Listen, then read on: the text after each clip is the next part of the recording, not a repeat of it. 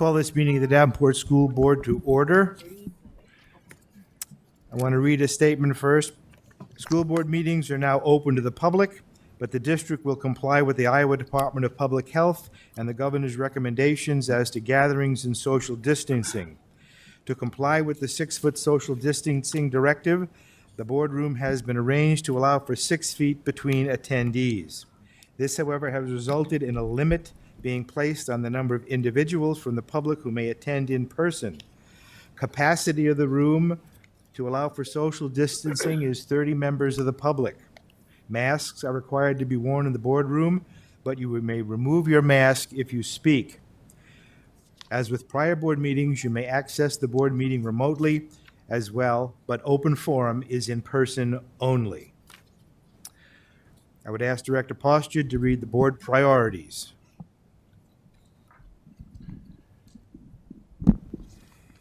The Davenport School Board establishes the following priorities to ensure the academic success of all students.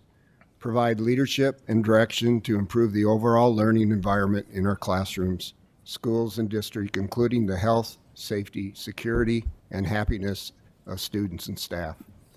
Direct and support actions, programs, and activities which reduce the impacts of poverty on our students, their families, and our community. I would ask Director Klein-Jerome to read the mission and vision statement. Mission statement: enhance each student's abilities by providing a quality education enriched by our diverse community. Vision statement: education that challenges conventional thinking, prepares all students to compete in a global society, and inspires our students, parents, staff, and community to answer the question, what if? Thank you. As you know, we recently lost one of our board members. Director Mayfield has been an icon in our community almost his entire life. His service on the board has been very helpful, very positive. He served 2 terms on the board, separated by a small hiatus.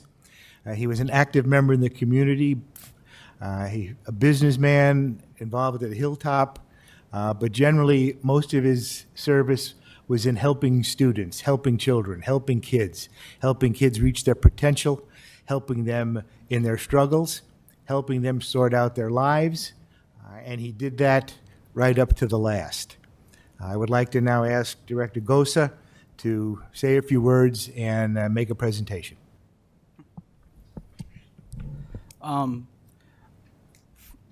First, I would just like to offer my condolences to his family. And we lost a great leader in the community, a great person. I sat next to Director Mayfield for 3 years on the board. And, you know, he would always have issues with the computer and the microphone, and we'd always get through that. And he'd always pay me off with his pocket of Jolly Ranchers and stuff. So I do appreciate that. I am going to step over to the podium, and if his wife and family could step up there, we did have a recognition plaque made for Director Mayfield, and then the rest of the board members can speak about him after that.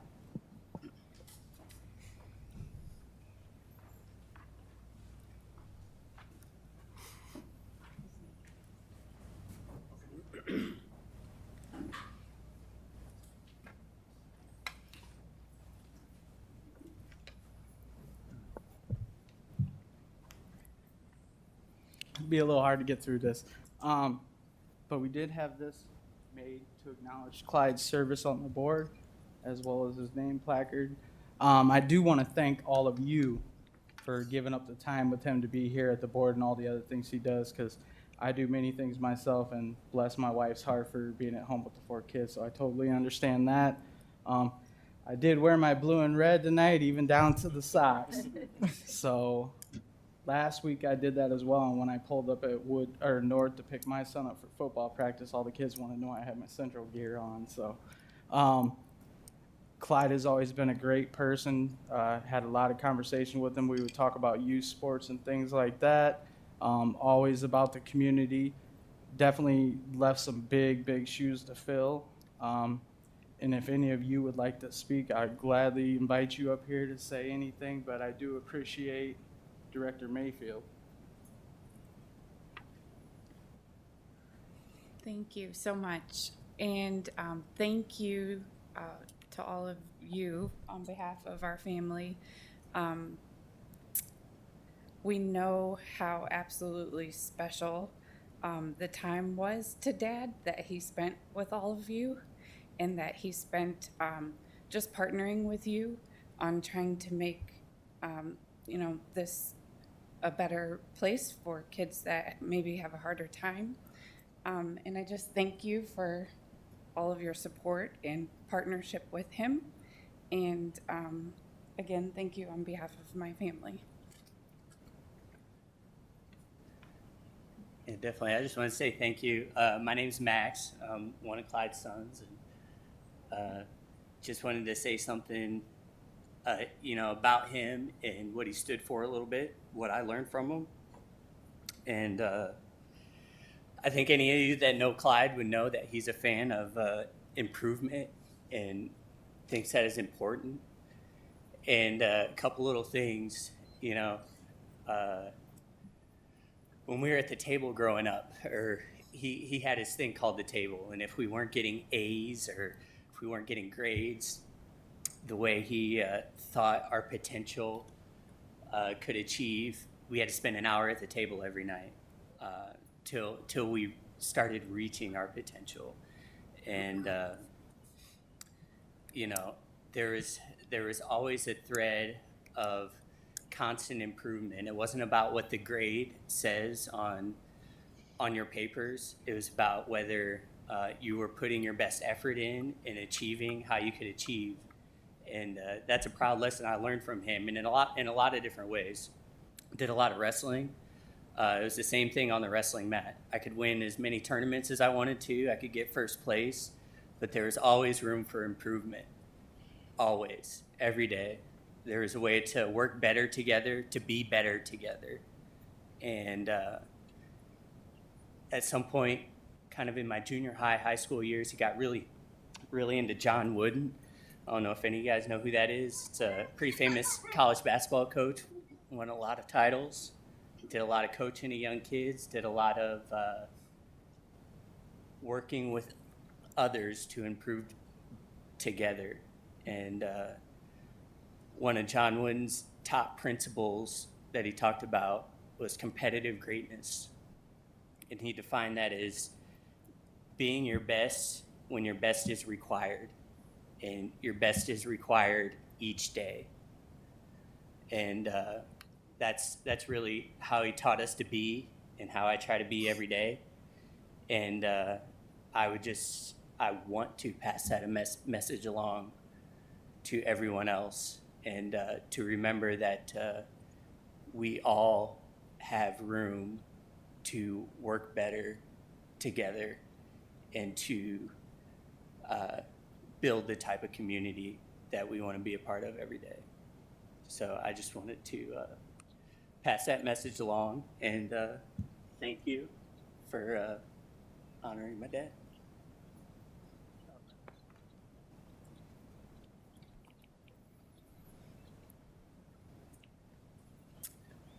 My name's Gary Mayfield. I am Clyde's nephew. Most of you may have thought he was my dad, but he wasn't. He raised me as one of his. A lot of what I have learned and done is because of him. For me, it's going to be hard, but with us, we're going to make it work, and we're going to move on. I appreciate the opportunity to have asked to be on the board for his seat, and found out because I'm in the district, I was not able to do that. So, like I said to Mary, I would, when I'm not in the district or employed by the district, maybe that's something that I can fulfill for him, because a lot of me is him, and I'm taking that mantle of pushing on what he brought out. So thank you.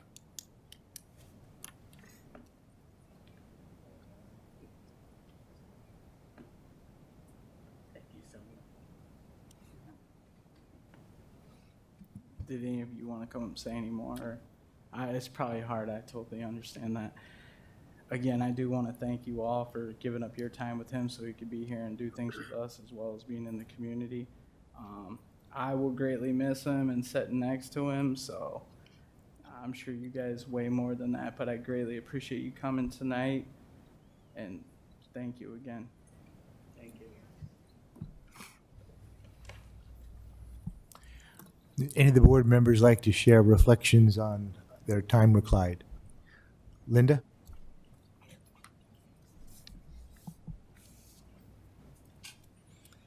I had the pleasure of being with Clyde the last few months prior to COVID, and I too got in on some of the treats that Director Gosa was speaking of.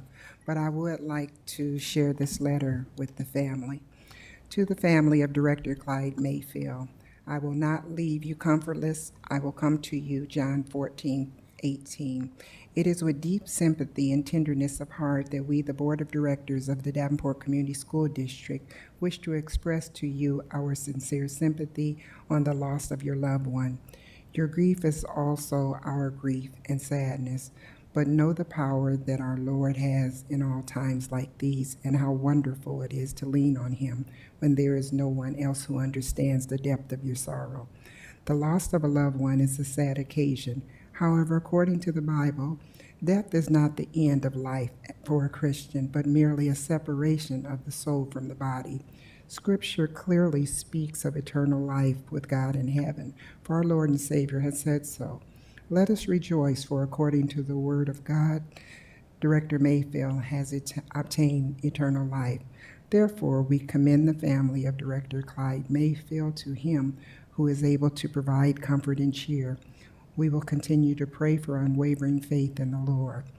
We will pray for you, and may God bless you and give you the strength and His peace in this hour. Give all your worries and cares to God, for He cares about what happens to you.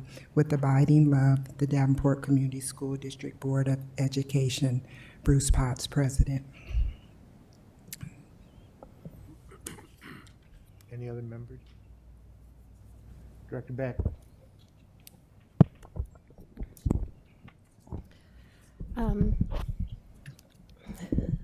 So I did not get to know Clyde super well, but I did get to serve with him for the last 3 years on the school board, and he really was an amazing person. And I remember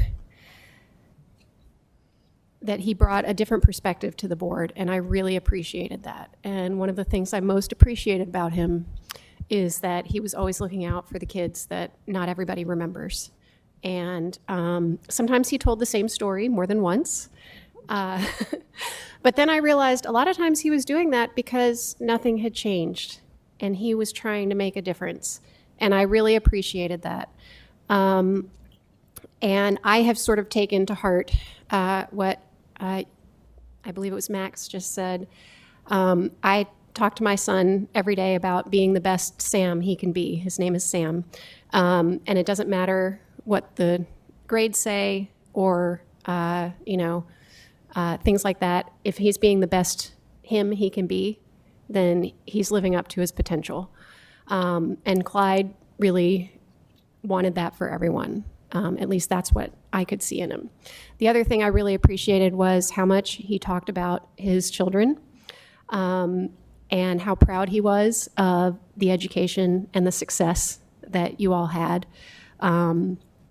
He talked about that all the time. I have a son who's almost 2, and so when I had my baby, the baby would come here with me a few times, and Clyde also talked a lot about his grandchildren, and how much fun they were and how much he loved them. So thank you all for letting us share some time with him. We appreciate it.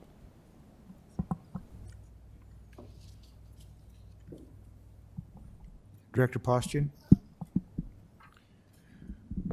Clyde's family, you should be so proud of your dad, husband. Although I didn't get to know him very well, I've just been on the board since November, but I knew him from all the community activities that he had been involved in, and you should be so very proud and Again, like everyone has said, he'll be sorely missed on the board. But thank you.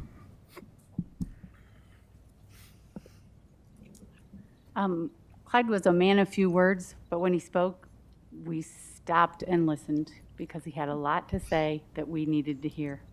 And we do appreciate you allowing him to join us because it's many, many hours away from home, but it made us better for that. Thank you.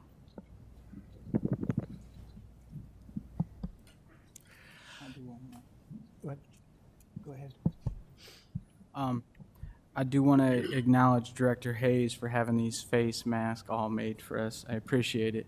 They work very well because I am sweating profusely. Just a couple final things with Clyde. He always spoke about his kids when we were in meetings and stuff like that, all the things that you guys have accomplished and done, as well as his wife, Julie. And Gary, I know you personally, we deal a lot together with Little League and stuff like that, so I don't think you have to worry about disappointing him at all. You do a very good job, very involved with the community, as all of you are. He would always challenge me, and it always made me a better board member and a better person in the community, so I do greatly appreciate that, and thank you all again. I just want to say Clyde was in education. Clyde was in education his whole life, though he was never, quote, a teacher. He was in education when he was a firefighter, although we used to call him a fireman.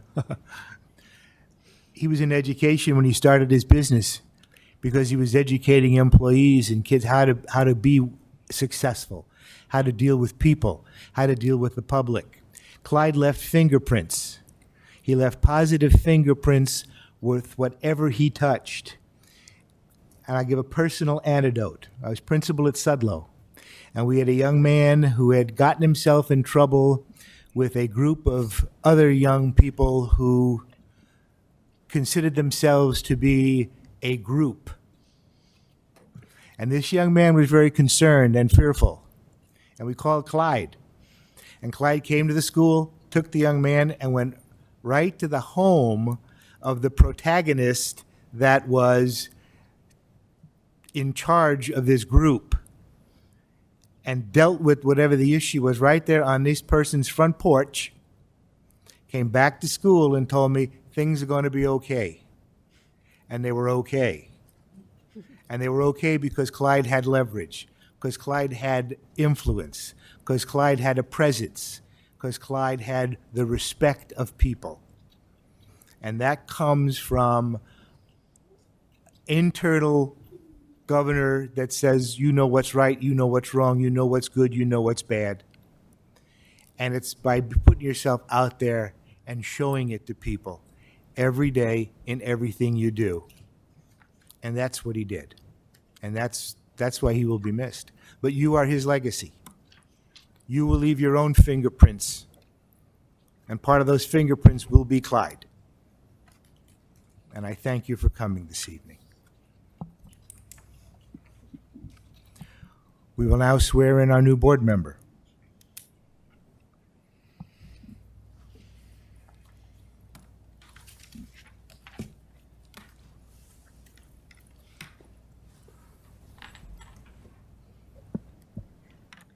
Okay, I will be swearing in Jamie Schneider, our new board member.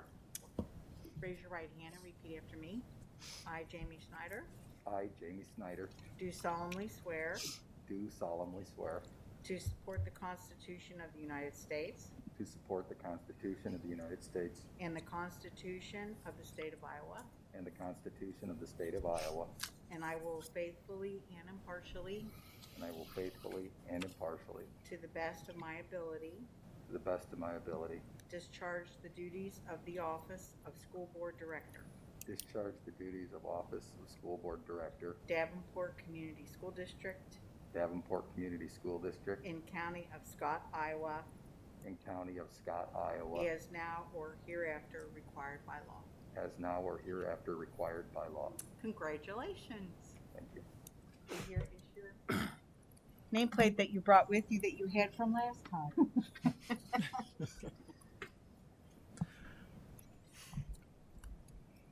Do you have any board reports?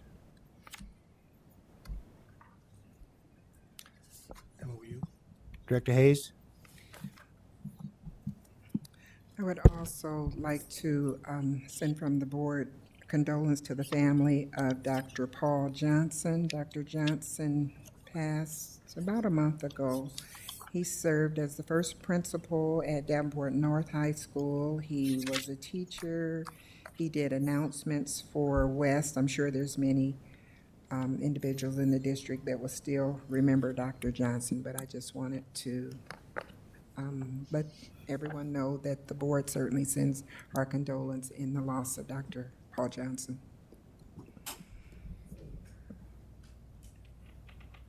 Director Gosa? I just wanted to say a couple things. It was nice to see the community all come together after this devastating storm and everybody working hand in hand to get all this stuff removed and picked up. I also want to acknowledge Coach Height and the North Wildcat football team because they were getting out there helping some elderly people get all this stuff moved. I know this because I was the guy there cutting the logs. Well, it's great to have a football team there moving all that wood. The other thing I want to, for the parents out there, make sure you have your email addresses on your campus portal app so that you're getting the information because they're going to be putting the information out. You have to take a couple of workshops on the 100% online learning. And I didn't know that until my kid's principal emailed me to ask me if I got that information, and I didn't have my information correct in the campus portal. So I just wanted to make sure publicly that everybody knew that, and thank you, Ms. Simpson-Schultz, for pointing that out to me and that I was in the wrong. I appreciate it. I thought you want to talk about it. Also, President Potts and myself sat on the MOU task force with the city of Davenport, the mayor, the district, or the city administrator Corey Spiegel's on there, Alderman at Large J.J. Condon, the police chief Sikorsky, and then there's a couple parents on there as well as the superintendent, to come together and get a definition of what an SRO is, what the roles and expectations are. So we have been working and meeting once a week with them. I think our next meeting is going to be in a couple weeks. Which the contracts that have been agreed on, if both parties can't come to an agreement, we can terminate it within 90 days if we're not seeing any benefit out of the program. Did I cover everything on it?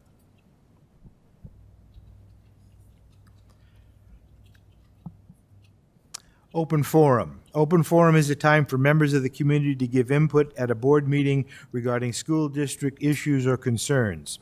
Individuals who want to speak should fill out an open forum request and give it to the board secretary prior to open forum. The board will not act on any issues presented during open forum if it was not published as an agenda item. The Iowa Open Meetings Law prohibits action on any issues that is not on the agenda. The president will set the amount of time allowed for individuals to speak during open forum. The board asks that no charges or complaints be made against individual employees of the district or community during open forum. Remarks that reflect negatively on the character or motives of any person will be called out of order. We have several requests tonight for open forum. We'll be giving everybody 2 minutes. Please, when you come to the podium, you need to state your name and your address. First person will be Kelly Cruz.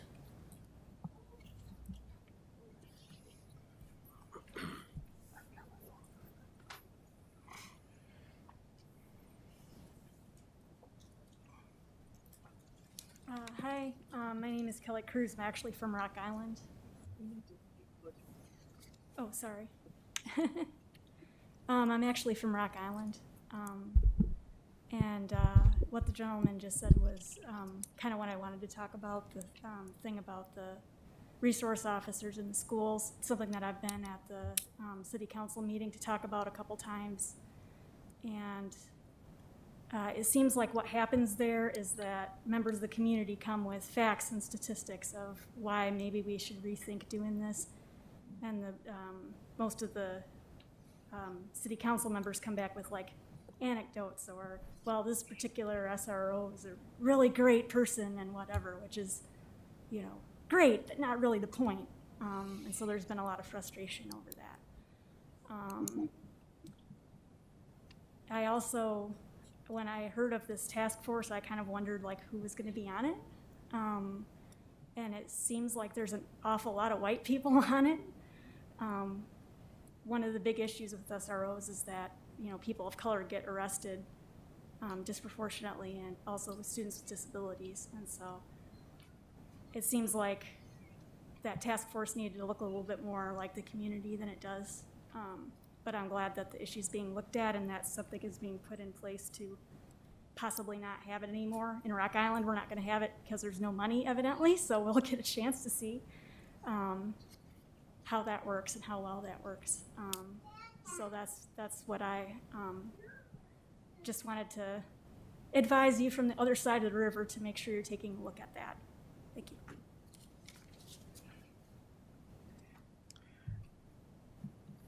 Amber Budolo?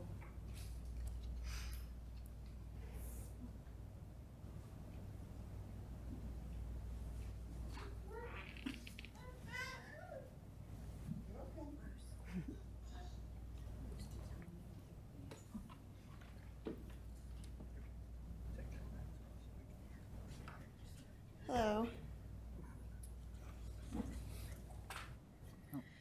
I'm Amber Bordillo. I'm Executive Director at Quad Cities Interfaith. And this is Liberty. She's my daughter. We live at 21585 Utica Ridge Road. I'm also going to speak about the SROs. I attended on YouTube the meeting that we had previously that you guys held regarding SROs, and I was quite disappointed that you only had people with one side opinion. So I wanted to make sure that you hear from the other side. One of the things that kind of stood out to me there during that meeting was that the police chief offered no data. And as well-educated people, I find it, I think you all know that when making decisions, you need to make decisions based on fact and data rather than opinion. If we look at all of the data out there nationally, statewide, locally regarding SROs, there is not a single bit of data that shows that SROs are beneficial. The only data that shows that is opinion polls. So it's just to people's opinions saying, oh yeah, I've had some good interactions with SROs. Oh, I've seen them having lunch with some black kids. But every ounce of actual data shows that SROs are harmful to our school. In Iowa, and this information is from the ACLU, in Iowa in Scott County, so in our county, Scott County, black girls are 9 times at a higher risk, 9 times more likely of being arrested than non-black girls, than white girls. So this is my daughter. When I was in school, I was really naughty. I talked a lot. I laughed a lot. I was always sent to the principal's office, got detention a lot. But I got detention. I never got arrested. I never got suspended. I stole. I was bad. But because I got detention, never got arrested, I was able to go on, get 2 bachelor's degrees, a master's degree, and here I am today. My fear is that my daughter's not going to have that same. As a mom, I want better opportunities for my daughter, not worse. And my fear is that living in Scott County and sending my daughter to the school district that you guys are in charge of here, she statistically faces a 9 times higher risk of being arrested than I do. The statistics show that if a child is involved in the justice system before the age of 18, they are 7 times more likely to be in jail or prison as an adult. I don't want that for her. Like, I want her to have the same opportunity to go on and go to college just like I did. I don't want her to get arrested for being like her mom and being loud. So I'm here today to ask that you think of that. You think of my daughter and you think of other little black girls like her that are at 9 times higher risk. And Iowa is one of the worst states in this country. And that's embarrassing. I want better for our county. I want us to do better. I really liked what Clyde Mayfield's son said, so that there's always room for improvement. So whether we disagree on whether we should have SROs or not, there needs to be room for improvement. She's almost 3, and I'm terrified to send her to school in Davenport. Terrified. Luckily, we make enough that I could probably send her to private school. But what about the moms who don't? my other part is that we talk about, SROs being mentors. I looked up their job description. That's not in their job description. And actually, Iowa, we're supposed to have, there's supposed to be one student to every 250 counselors and one student to every 250 social workers. In the state of Iowa, there's one student to every 350 counselors, or one counselor to every 350 students, and there's one to every 8,950 social workers. So social workers, I used to be a social worker. I was trained in trauma-informed care. I took child development classes. I took counseling classes. I took all of these things. I think that we should have counselors rather than cops in our schools. We have security guards. That's what they're there for. If somebody brings a knife, a gun, let's keep the security guards, absolutely. And I'm okay with cops coming to have lunch with kids, but I'm not okay with putting my daughter at a 9-time higher rate of being arrested so that there can be cops in the schools when really we need counselors. We need to address the root cause of why those kids keep getting in trouble and keep causing problems. So that is why I'm here today, to ask that you replace the SROs with counselors and a multi-tier system of support for children. And to think of my daughter, please. Amnia Saleh.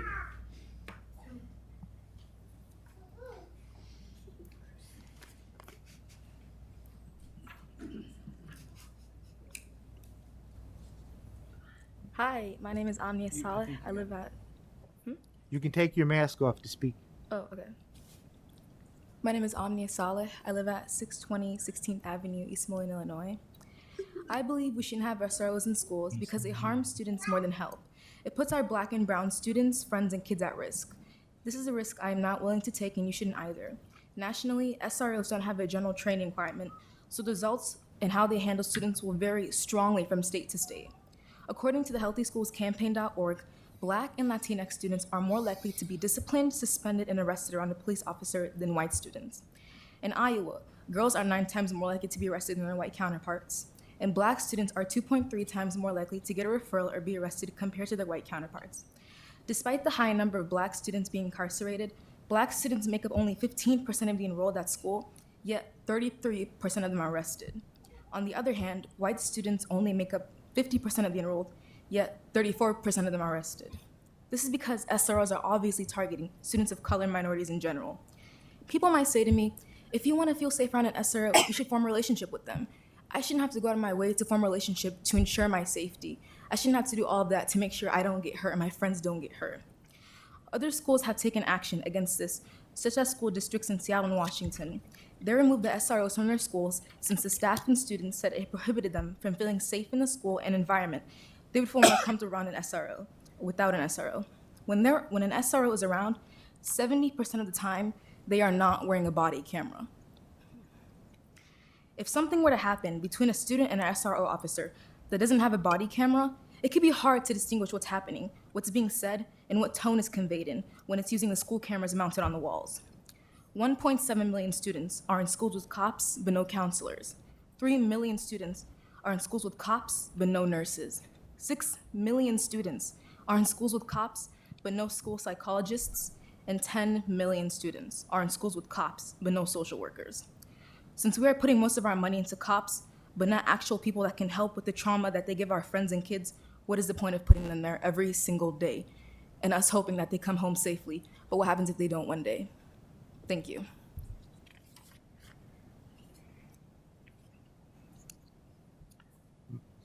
Marik Terrell.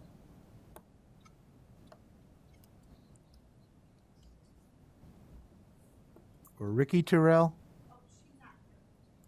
Okay. Shelley Fritz.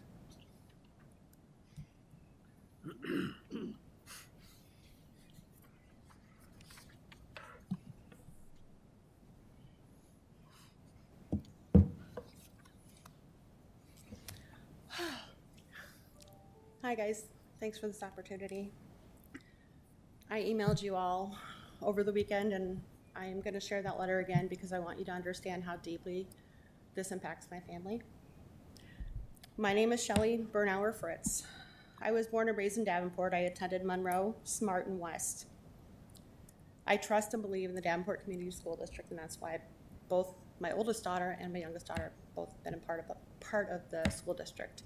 And I have the utmost respect and faith in most of your decision making. I agree with you on everything you're doing to keep our kids safe. My concern right now is about the co-curricular versus extracurricular for the 100% online kids. My daughter Hannah is an incoming 9th grader at Central. She comes from the Creative Arts Academy in Sudlow. Being a part of the Marching Blue Devils has brought a sense of pride and joy back to my child that I haven't seen in some time.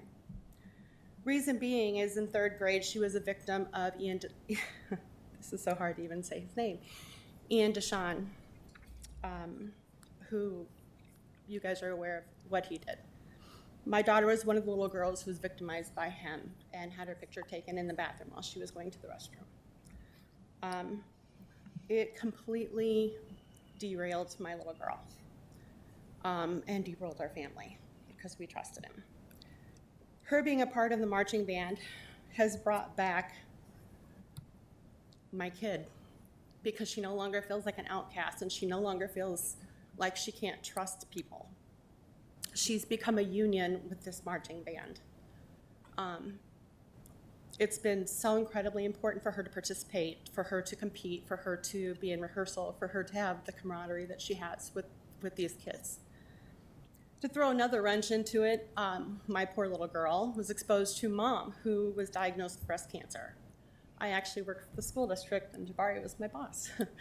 I was very sick and luckily I survived, but it was just another wrench into her growth. Yet again, marching band brought her back. Because of my health issues, we have chosen to do the 100% online. Reason being is, for the most part, is obviously I'm afraid of COVID. And I'm afraid for my daughter, and I'm afraid for everybody. But the reality is, we chose this 100% because, unfortunately, in the beginning you guys were making decisions and not everybody understood how this was all going to play out. We were under the impression that my daughter would be able to participate in marching band. Now we're understanding that she's not going to be able to, and this is very important to our family that she participates because this is something that has brought her back to life. I'm not asking you to switch the determination of co-curricular versus extracurricular. I know there's a lot that entails, but what I'm asking is that you treat the co-curricular students the same as you do as extracurricular in regards to sports. Kids can play football, kids can play volleyball. Why can't kids be in marching band? We spend a lot of money to allow our children to participate in marching band. We put a lot of money into it, and the kids love it, and they need it, and this is just as important as a sport. So I'm begging you and pleading with you to please reconsider and allow these children to participate because you have no idea how many lives it's changed. Thank you.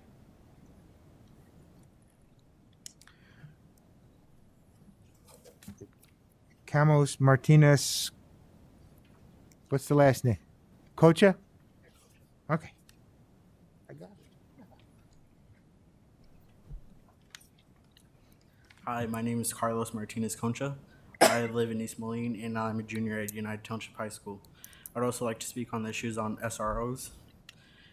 I'm also a founding member of the Quad Cities Youth Advisory Council, as is Omnia. So the Quad Cities is one big community, but we're separated by our states and cities. But one issue that our Davenport kids are also facing is the SROs and not feeling safe at school. So just being affected, So people of color are definitely most likely to be arrested in Davenport schools. Sorry. I feel like they don't belong in schools, and many of the issues that people of color are facing are definitely because of mental health issues. So depression, anxiety, anything like that, it's affecting harder in the people of color because it's not an issue that's spoken about at home. So they're definitely suffering from a form of mental illness and they're not receiving help. And then having officers in schools and like distracting you isn't making it any better. I don't know if any of you guys remember, but almost a year ago, one of our SROs at United Township High School was arrested for child pornography and criminal sexual assault. And just before that, almost 2 years ago, we also had a threat of a bomb. And I didn't see any officers in the school walking around to ensure our safety. All the teachers and administrators were basically acting as our protectors to make sure we're safe. And especially like in any fights, I haven't seen an officer step in. It's always an administrator. So I feel like, why do we keep funding these school resource officers and they're not even doing their job correctly? Especially with the issues that people of color face all the time. Thank you.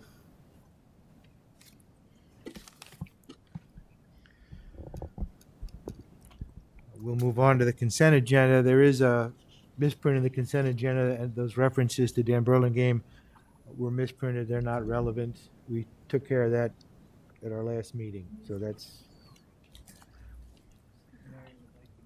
Take your mask off. Thank you. Chair will entertain a motion on the consent agenda. Mr. President, Director Hayes, I move that the board accepts the consent agenda as written. is there a second? Second. Seconded by Director Beck. Any discussion? There being no discussion, we'll move to the vote on the consent agenda. Director Hayes, Yes. Director Beck, Yes. Director Klein Jerome, Yes. Director Gosa, Yes. Director Postian, Yes. Director Snyder, Yes. and my vote is yes. The motion passes. Chair will entertain a motion on the approval of bills. Mr. President, Director Beck, I move that the board adopt the recommended resolution for the bills from the bill listing periods of 7/23/20 to 8/5/20 and 8/6/20 to 8/19/20. Resolved, all claims presented to the board having been duly certified as correct by the secretary, reviewed by the administration and board members, and they are hereby audited and allowed as just claims and warrants drawn on the treasury for the several amounts. Further resolved, the payments of claims and salaries be approved as presented for the periods of July 23rd, 20 to August 5th, 20, and August 6th, 20 to August 19th, 20. is there a second? Second. Seconded by Director Hayes. Any discussion?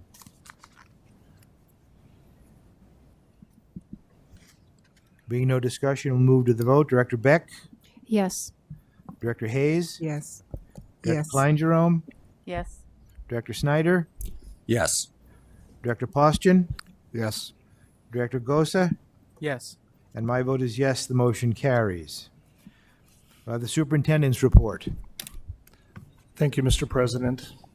And I would just like to begin by echoing Director Gosa's comments and a large thank you to everyone who was involved at the district level with regard to the cleanup after the storm. Not only as a district did we have cleanup pieces, but certainly throughout the community.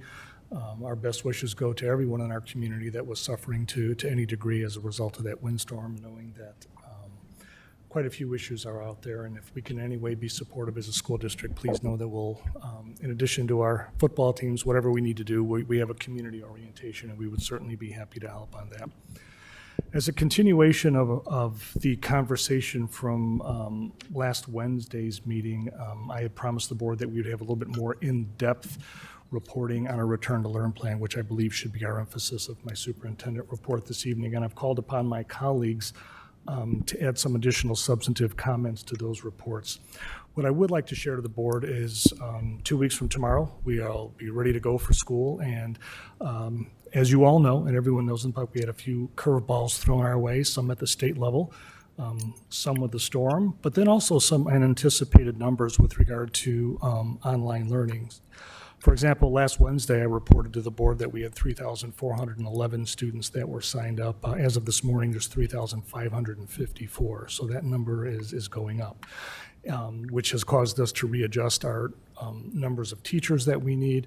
It's required us to adjust our professional development for those teachers. We have since identified who all those teachers are, and they're in the process of going through that development. to meet the demand that was almost double of what we anticipated. Nearly 25% of our student population is going online, which is a very significant number, not out of line with what you're seeing in many of the urban educator network schools. Some of the large urban areas, you're seeing a very similar phenomenon, which is typically much different than you're seeing in some of the suburban-esque or rural school areas. So there is a differentiator there. And we'll speak a little bit of that tonight. So I thought it was very important for the board and the public, again, to not just get information and data and facts and reports, but to try and present information in terms of a day in the life of a student who's coming to school this fall, and what is their day going to look like, from when they have to have their temperature checked by the parent before they leave the house in the morning, to getting on the bus and working their way through the school day in a hybrid model, to what their day looks like if they're a student that has chosen to go with the full online program. And we have folks here that'll explain that in greater detail to you. And obviously, we're all here to answer any additional questions that you may have, because the one thing we've learned at the very beginning of this process is every time we feel as though we've answered all the questions, there are more questions. And we just keep going and try and work out the details, because we've essentially reinvented our school system over the course of the summer. And as you know, and you were a part of that as a board, a lot of work went into that. So we'll start tonight with a focus on health and safety. We're in this position right now because of a virus. And what's on everyone's mind is, what is the school district doing to keep everyone safe, to keep everyone healthy, from a staff perspective, from a student perspective, as well as families of students when students return home. So we have a Chief Operations Officer and Associate Superintendent Bill Schnaden, who has been overseeing with our COVID coordinator a number of safety and health steps along the way that is designed to give a level of comfort, not only to our families and our students, but to our staff, that we are doing everything possible. And I will say, for the record, you probably know this already, we're erring on the side of safety and caution. And that's evident in the decision-making that we've made. That's evident in the decision to start on September 8th. But I think a day in the life of a student and what they'll see from a health and safety perspective, I'll ask Mr. Schnaden to sort of walk you through that. And if you have any operational questions, he'd be happy to answer those for you. So Bill, please. After speaking with Dr. Kabilski, he suggested that maybe I just share with you some of the things that are going on in the operation world, getting kids ready and teachers ready to come back to school. Multiple meetings have been held with transportation as a starter. They plan to run every route every day, so we're not going to worry about whether they're not going to worry whether the student is in Group A or Group B. They're going to stop at every stop every day. They're asking that the students, and we're providing masks for all the students. Met with them today, and we're getting them the necessary number of masks that they need to have on staff or on their buses, because they don't want the kids on the bus without a mask. The drivers are all wearing masks. They're leaving the seats open in a way that they're going to be able to have seating charts for all the kids. And they call them window seats, where the kids will sit next to the window, but they'll be spaced out in such a way. They thought most of the routes could be as low as 12 to 15 kids. By the time you take out 25% of the kids for online, and then you break the rest of them back into two groups. We're going to continue to meet together every week until school starts, but after the meeting today, with the exceptions of getting the mask delivered to the bus garage, I think they're pretty much ready to go with transportation. Food service, we've been hearing a lot about how do we continue to feed these kids when they're not in school. And Connie Dobble, our food service director, put out a very nice brochure today that went out to all the principals, and I noticed it was on the website already this morning, just how kids are going to take meals home on the days that they're not in school. So if you're in Group A and you go to school next Monday, or a week from Monday, Tuesday, you're going to take home your meals for Wednesday, Thursday, and Friday. They'll be delivered to you outside your classroom door. You'll take them home in the bags that they're in. And we met with the bus lot this morning and talked about where could those be placed. And it seems pretty obvious they'll fit in the seat with the kid, because they're sitting one student to a seat unless they're siblings. So if you're on the opposite days that you're not in school, you'll be taking meals home for the 2 days or the 3 days that you'll be home. If you're an online learning model, she felt that it was important for people to know you can go on and order meals and still pick them up. So if you're a 100% online parent, you can get on the website and you can order the meals, if you will. You order them on Monday, then you'll pick them up on Tuesday at the Davenport Learning Center, and you'll pick up meals for the whole week for your kids. If you're free and reduced, they're still free and reduced meals. If you're a paid parent, you'll pay for your meals. So I think food service is ready. I've been to the elementaries and the middle schools this week to look at what the seating's going to look like, and it's very impressive what these principals have ready to go. Again, at the middle school, they have 250 students less right out of the chute because the sixth graders aren't going to be there. And then they have 25% of the remaining kids online, and then they're broken into two groups. They're going to use their outdoor seating whenever possible. Some of the principals are choosing to eat in the classroom. Some are choosing to go outside with small groups. They're staying in these clusters at the elementary school so they can be identified should something happen with one of the students. It's not the whole second grade class. It's just that cluster that stayed together for lunch and recess and the other things as such. So I think food service is in pretty good shape in terms of a plan anyway, and we all know that we have to be flexible. Connie and I talked today that this is a good start, this is a plan, but if this is chaos on the bus and this doesn't work, we got to come up with another plan. So this is how we plan to start the year. The other thing I thought it'd be important to report out on is just that general classroom and teacher safety. We had a health and safety committee that worked numerous hours over the summer, and Karen was on that committee. And I'm pretty confident in saying that everything that we put in our health and safety plan that we felt like were the guidelines moving forward that we would provide for our teachers and students, we're going to be ready to go. Already to our schools, they've delivered the towels and the sanitizer, the spray pumps, the adult mask for teachers and students, cloth mask, face shields, disposable mask, alcohol wipes. You can see how this goes. The one thing that we had a lot of questions about, we tracked down today, and we have multiple signage that's been designed around each school, and they tell us it'll be here by the end of this week. So Dan has a plan to work with maintenance and to go out and work with the building principals and get that stuff put up next week. And there I'm talking about arrows that direct kids which way to go, wear a mask in this office, please, wash your hands, those kinds of things. And I've seen the templates of them, and they're all done around their own school mascots and their own school colors, and they assure us they'll be here this week. So going to be a lot of questions about sanitizing, disinfecting, and if you're familiar with the health and safety guide, it's pretty well spelled out, and every day I ask custodian and pandemic specialist, are we on target to have this happen? And I've never been told yet that it's not going to be able to happen. So what you see in the plan is what I hope we'll be able to deliver in 2 weeks. Thank you, Bill. Any board questions on operations? Director Beck? Just one. So I'm pleased to hear that students who are 100% online can still get their meals. I did see that question on Facebook today. So one question though, do we need volunteers, or do we have a way, are there families who may be 100% online but don't have access to a vehicle to go pick up meals at that one location? I mean, I'm sure we have plenty of people who would be willing to take them places. I mean, that's the kind of thing Connie and I the director and I talked about, and we were brainstorming things like our title buildings all have, I just drew a blank. Phils, thank you, family involvement liaisons. So these Phils would be maybe a great, and we even talked with, maybe we could transport the food to that elementary school or middle school, and then the parent could come there.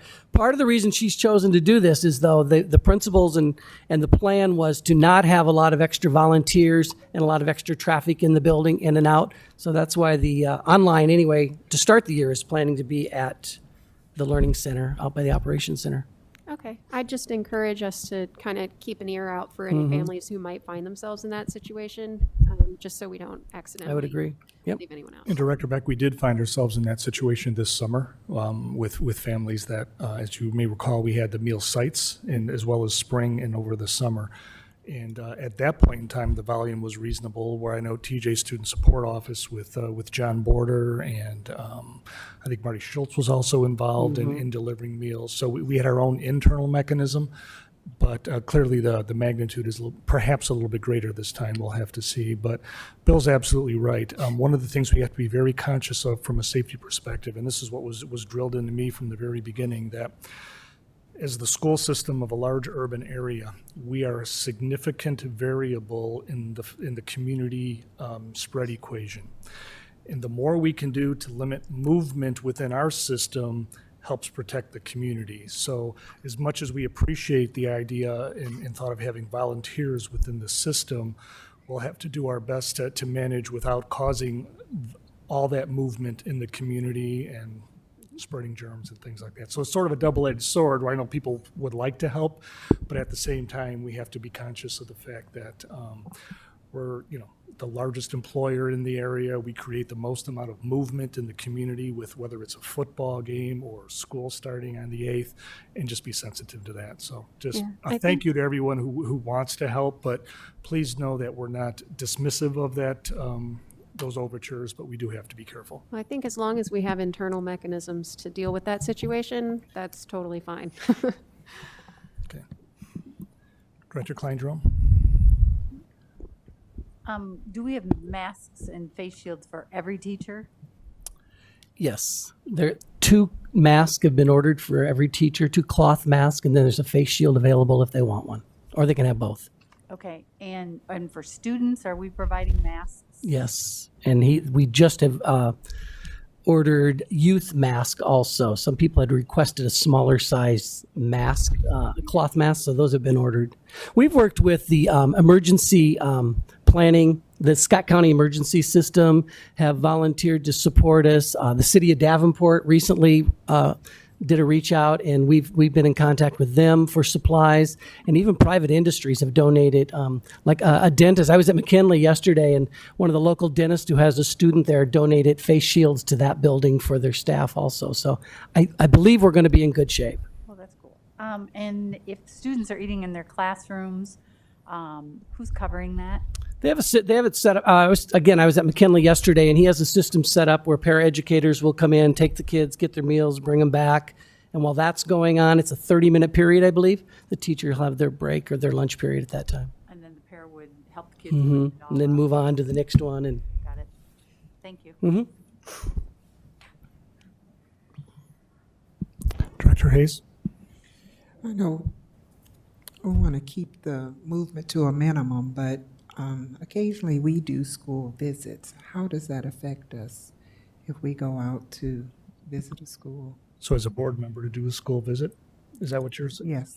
I would ask you just to contact the principal ahead of time so that we can map out exactly what that visit will look like and what those steps would be, to the point of even planning what classrooms you would be going to, what time of the day, and prepare that visit as much as possible, and obviously social distance and follow all the rules just like any other adult in the building would. Right.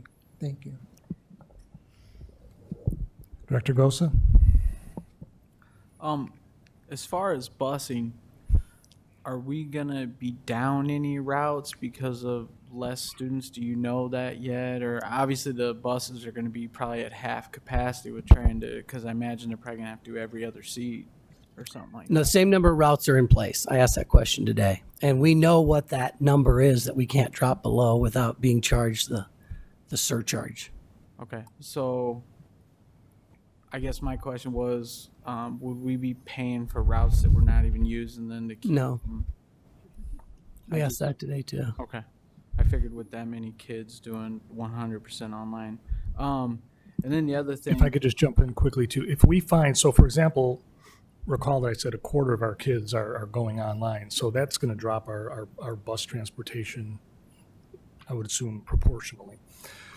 If we find we have a route or two that has 2 or 3 kids on it, simply because that's the way the route is structured, I think it would be incumbent upon us and the bus company to take a look at if there's a more efficient way to do that, so long as we're not incurring any additional cost and we're honoring the contract as it's worded. So we'll keep looking at it. It's just not, we're not going to turn a blind eye to any opportunity that might be out there. Okay. Yeah, that was kind of along my question too. Was the bus company going to be a little more flexible than they were the last time in March when we had to do what we had to do? Yeah, we had that conversation today about the number of routes that would be running or what we contracted for, and how far it would have to drop before we would see any savings. And it was multiple routes. And right now, that's why I think I said 15. They thought 12 to 20 kids maybe was all that would be on some buses, but it will allow us also to social distance. Okay, perfect. Thank you. The one last thing, I would like to see the COVID specialist come to at least one meeting a month and kind of give us an update on what, that's doing there. I know we put someone in place for that stuff, so. Well, now that we have an extra meeting, we can certainly accommodate that request. Okay. I do appreciate the report though, Bill. Thank you. Yep. I look forward to all the signage. Yeah.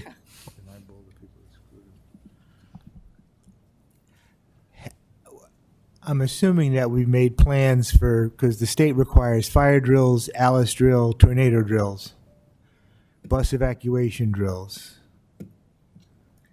Yeah, I think last Monday we talked a little bit about how we're going to teach the kids, and we talked about using PBIS and the procedures that would take place in that.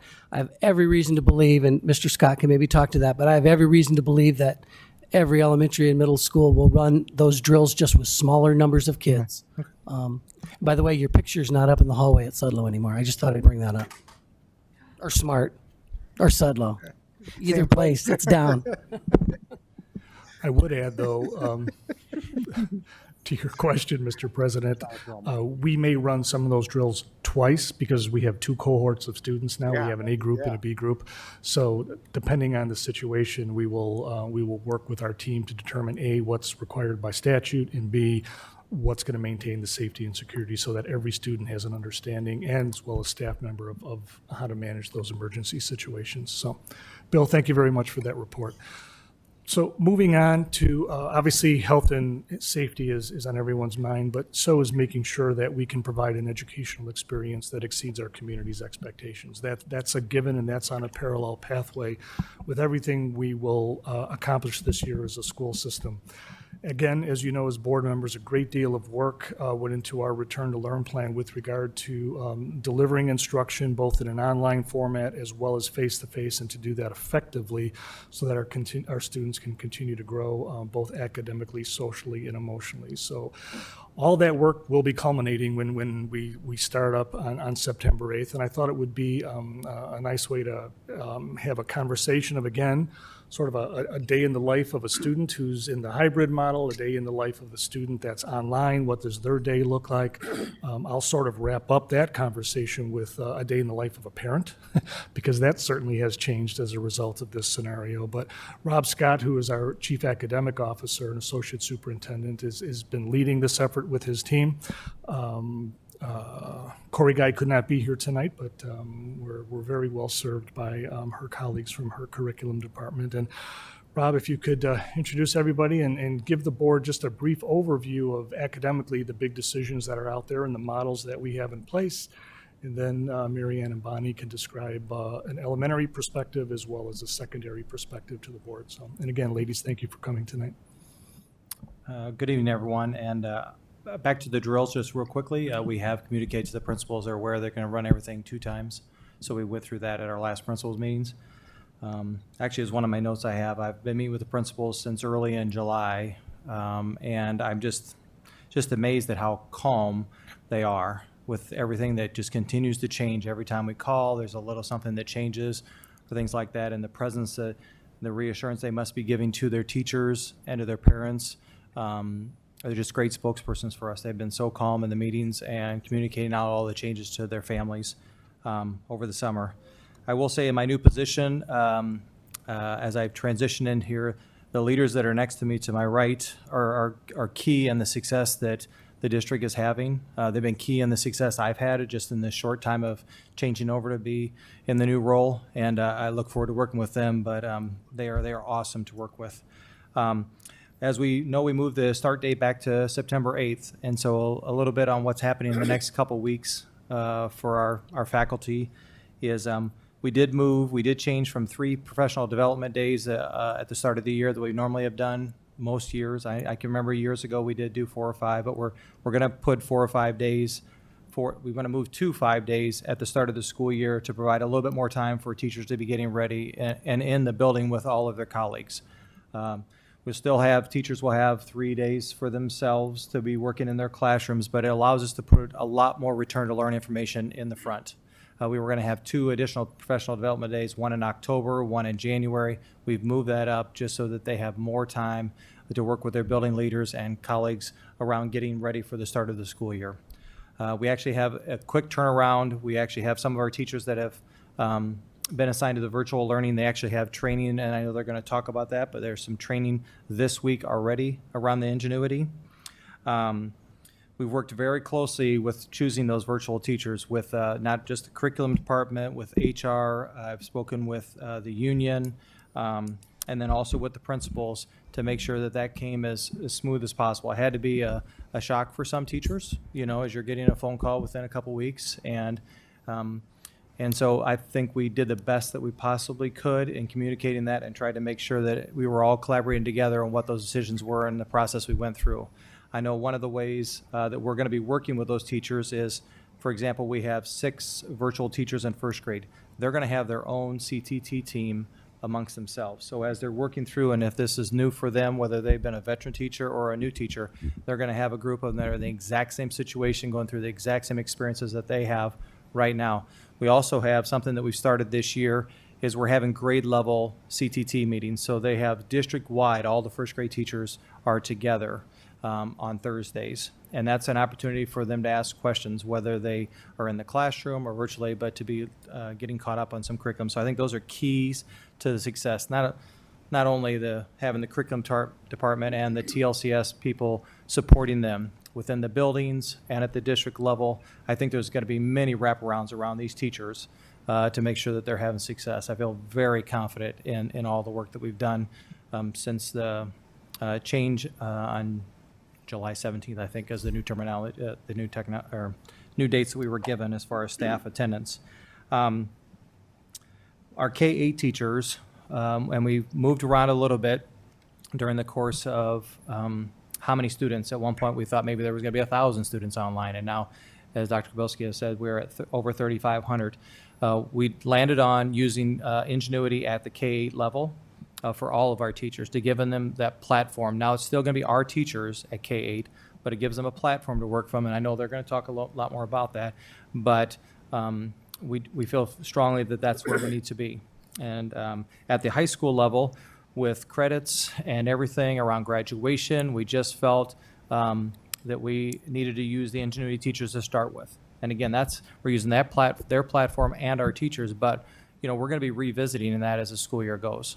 We're going to be talking about what that is, because that's a more expensive model, and that's something that if we realize through staffing and training that we can bring that into house and have our own high school teachers doing that later in the year, that's something that we're going to look at. But again, that's something we're going to start with their teachers.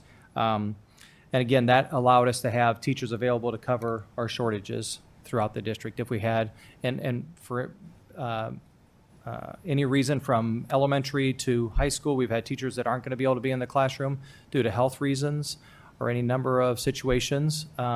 And so this allowed us to have some high school teachers that could feed down into the middle schools or even possibly into an elementary. I thought it was going to be a much greater amount of movement of teachers, and it wasn't. Now, again, I'm not the one teacher that's getting moved, so it's a great movement if I'm the one teacher, right? But I was definitely expecting more, and we did not have that, and I think we've communicated well, and those actual high school teachers are going to be finding out tomorrow who they are and what responsibilities. But we did try to limit it to not just moving me full-time. So, for example, if I was the health teacher at a high school, if I could only go to one period out to a middle school but keep my home base back at my school of North High School, that's what we try to accomplish, so that you were still there. And then as transition goes, or we hire people or things happen, that they could then be recalled back to their building. So we've worked closely with them and with the high school principals to give them a lot of credit on scheduling and the middle school principals, I should say everyone, because the elementary principals are moving teachers out of virtual and then back into the classroom. So that's just a little bit of an overview. I know it sounds like a lot, but there was a lot's happened in the last 2 weeks, and I just wanted to give you a couple things, and as you have questions, that's fine. At this point, I think I'll have Bonnie Acey will talk a little bit about Ingenuity at the K-6 model, and then Marianne, if you will Marion Corbin, if you will talk a little bit about secondary. Do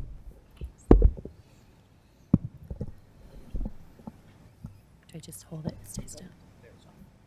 Good evening, everyone. Thanks for allowing us to come. So I heard Dr. Kabilski talk about a day in the life. So that's going to be my goal, to kind of paint a picture for an elementary kiddo. But to start with, just to reiterate what Rob said, Ingenuity is our platform that we are going to use K-12. That is a combination of teacher-led videos, that interactive activities, reading material, independent activity, all of that happens through Edgenuity. When we specifically look at the services that are going to be able to support a student in Ingenuity, there's a lot of roles and responsibilities that a building is going to play to support those online kids. So I just wanted to talk about that a little bit. Obviously, those 100% online-only kiddos will have the support of their learning coach, that is their parent or their guardian at home, and they are most importantly responsible for creating that learning environment where 4 to 5 hours of instruction can happen at home. They will have the support of that online teacher. Like Rob mentioned, we will have our DCSD teacher being that provider of that Ingenuity learning for K-8, and then we will use Ingenuity teachers for 9-12. There's a school administrator who will be responsible for supporting those online students at each building. They will be assigning who those support people are, what roles they're playing, as well as ensuring the fidelity of that online learning. There will be a school success coach, and that person's role will be to collaborate with all of the Ingenuity teachers that are happening in the building, as well as remove any barriers that are happening at home. So they're really a great contact between home and school. In addition, there'll be a learning needs expert, and that's for all of those students who would have an IEP, an ELL plan, a 504 plan, intervention needs, or tag services can be met through that learning needs expert, even if they are 100% only online. So with that, focusing on elementary specifically, so the Ingenuity platform is a K-5 platform. And so keep that in mind when we're talking about the K-5. That will again be served from our Davenport teachers. For grades K through 3, they're averaging about 4 to 4.5 hours of online instruction a day. From 4 through 8th grade, it's about 4.5 to 5 hours. And that is going to be around the 4 core areas of reading, math, science, and social studies, and they'll be divided over lessons that way. There's no set schedule of when Ingenuity has to happen for the day, so there's great flexibility to our families that they can access Ingenuity anytime throughout the day. We have given sample schedules to show parents what that could look like or typically could look like to be supportive. When we're talking about a teacher, sometimes it's nice to know what would that teacher of the 100% online be doing in that day. They will be holding synchronous office hours, so there will be a lot of that opportunity for parents to check in, get questions answered. They will be serving a small group instruction or tutoring that if a student is struggling with an Ingenuity lesson, they can pull them in for a small group instruction via Google Meets. There will be a lot of time for feedback. That's the majority of the time. Almost 3 hours of their instructional day will be spent on responding to feedback and correcting the lessons and going through that with their group of kids. Planning as well as parent-teacher communication and what Rob mentioned, that CTT collaboration time. So students in K-5, Ingenuity will not only have their Chromebook, they will also have a workbook. And so that will mirror with the lessons that are on Ingenuity for them to have that application through a workbook. So I'm going to let Mary Ann jump on the 6 through 12 part of 100% online, and then we certainly can come back to hybrid learning too, but we wanted to kind of keep it consistent. Sure. Thank you, Bonnie. And Rob, just to emphasize for the board, the curriculum that we're using in Ingenuity is aligned with the IOL learning standards. So all of that is taken care of for us. So whatever assessments come down the road, our students will be ready for those, whether they're in an online or a hybrid format. Thank you. I want to emphasize that regardless of the platform our students are learning this year, we feel committed to ensuring the engagement and success of all students, whether they're hybrid, whether they're 100% online, they are our students, and we will take attendance daily. We will make sure students attend daily, and we have, as Bonnie said, several roles to follow up on that if a student isn't engaging. We have a role to also follow up if a student isn't doing their curriculum pieces. So we have wrapped around services to all of our students, and our buildings have been instrumental in assigning those pieces to people in their building so that we can keep a tab on every student in Davenport schools to ensure their success. So Bonnie talked about the elementary. It changes a little with secondary only, and once we get to 6th, 7th, and 8th, it's a little more content-driven, and the content at 7 and 8, the teachers are assigned by the subject. So our students have a 7-period day in intermediate, 7 and 8, and so they will have those courses when it's 100% online. But as Bonnie said, that is not necessarily an 8 to 3:40 time. They will have content that they will need to work on, but there is flexibility when they do that. So that happens at both the 7th and 8th grade level. They will have that content. The teacher of record for that content is certified in that area. So if you're a language arts teacher, you're doing the language arts pieces. Then when we get through to 9 through 12, as you heard, we're actually using the Edgenuity teachers. But again, all those wraparound services at the high school are available so that they're communicating, the Edgenuity teacher communicating with the success coach if a student is struggling, if a student needs additional support, is not engaging. They will also be monitoring their attendance. So we have students who will be in hybrid that we will be taking daily attendance, but our 100% online are just as important for those pieces. And those roles go K-12. For supporting all of our students. When we talk about, Bonnie went over the roles, but I want to just give you a little overview. Back at least a month ago, we provided a 4-hour training to all of our tech innovators in the district. That's the elementary through high school tech innovators went through a 4-hour training to introduce Edgenuity so that they had some background. We also, as you know, have had some experience at high school level with Edgenuity in the past, so it's not a brand new platform for our high school, but the way we're doing it is just a little different than what we have in the past. So we have a lot of folks out there in the high school that are very familiar with this. As Bonnie said, like at a high school level, one administrator will be overseeing the 100% online, so parents will know who to communicate. Every building put together is currently putting together a great sheet that goes to our parents that tells them who they can contact for a multitude of things. If the Chromebook isn't working, if I need to meet with my advisor or my counselor, there have all kinds of supports and what administrator to contact. So our buildings have been very vigilant in making sure that they've covered everything with how we can connect with our families. And it's very important, I know Portal was brought up earlier, that our students 6 through 12 get on Campus Portal because we want them to be connected if they're 100% at home with any activities that happen, anything that they could be a part of that we want them to be aware of. So we will be conscious of making sure that we connect those families and parents and communicate what's happening if you're a Central student, what happens if you're a Sudlow student, so that we don't miss that communication. This week is boot camp. It's a boot camp that's been put on for years, but it's a different format. This year it's virtual, and embedded in there is many different options based on the platform the teacher is going to be using. So for those who are doing 100% online with Edgenuity, there's some virtual webinars, recorded sessions that they can participate in. If they're doing the Google, that's there, and it's a choice option embedded in our boot camp. But additionally, we added a staff development for our 6th through 8th grade teachers this Friday, and it's a live webinar with an Edgenuity trainer that will also be recorded so that we can be respectful to people who can't necessarily jump on that time. And when I say that, there's also a parent orientation that's happening this week that parents got information that they could join. Those were all put on during the day. We know some of our families can't do that, so Edgenuity just today sent us the link so that parents can view the recorded session at any time. They have a parent orientation that is set up specifically to Iowa.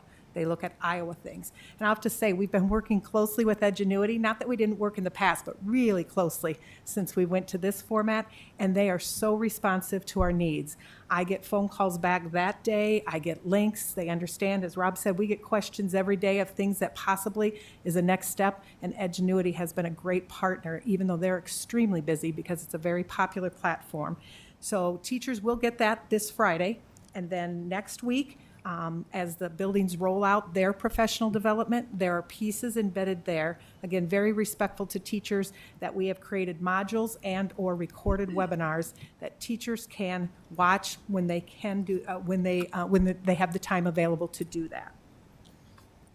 And I think that goes over that part of it. You have questions? Sorry, that's a lot for now, and I'll have a few more comments to add, but maybe we could just pause for a moment and take some questions. Would that be appropriate? Director Gosa, we'll just go down the line. Yeah, that was a lot to take in. To be honest. As a parent, I guess one of my questions, and I've spoke on this for quite a few years. So when I'm helping my kids with Common Core math, do we as a district have a YouTube channel or something set up that I can watch someone lay that problem out or something like that? Or do I got to wait until I can get with the teacher and then do that? Because I feel at least my kids will watch YouTube. They'll watch YouTube how to play a video game while they're playing that video game. They'll watch YouTube just to see someone do something, and then they'll do it. And I see a lot of kids do that, but I've asked about this for probably since I've been on the board, and I've never got anybody to tell me anything on it. And I don't know if we've ever moved on it. Yeah, but the only thing that I will definitely check on it to see the status of it. But what I know is we have a site that we share amongst teachers. We share our lessons that way, but not from parent standpoint. But I will definitely look into it. Okay, thank you. But there's nothing to prevent a parent of an online student from watching or viewing or participating in the video or online activities that your student is participating in. So if your student has a class and there's a video component to it, you certainly have the capability to look over their shoulder and see it for yourself. And the two of you can sit down and say, all right, let's make sure we've got, you know what I'm saying? We've got this. And so Right. that opportunity is there. I'm going to have to divert that one to my wife because she's at home hammering that one down.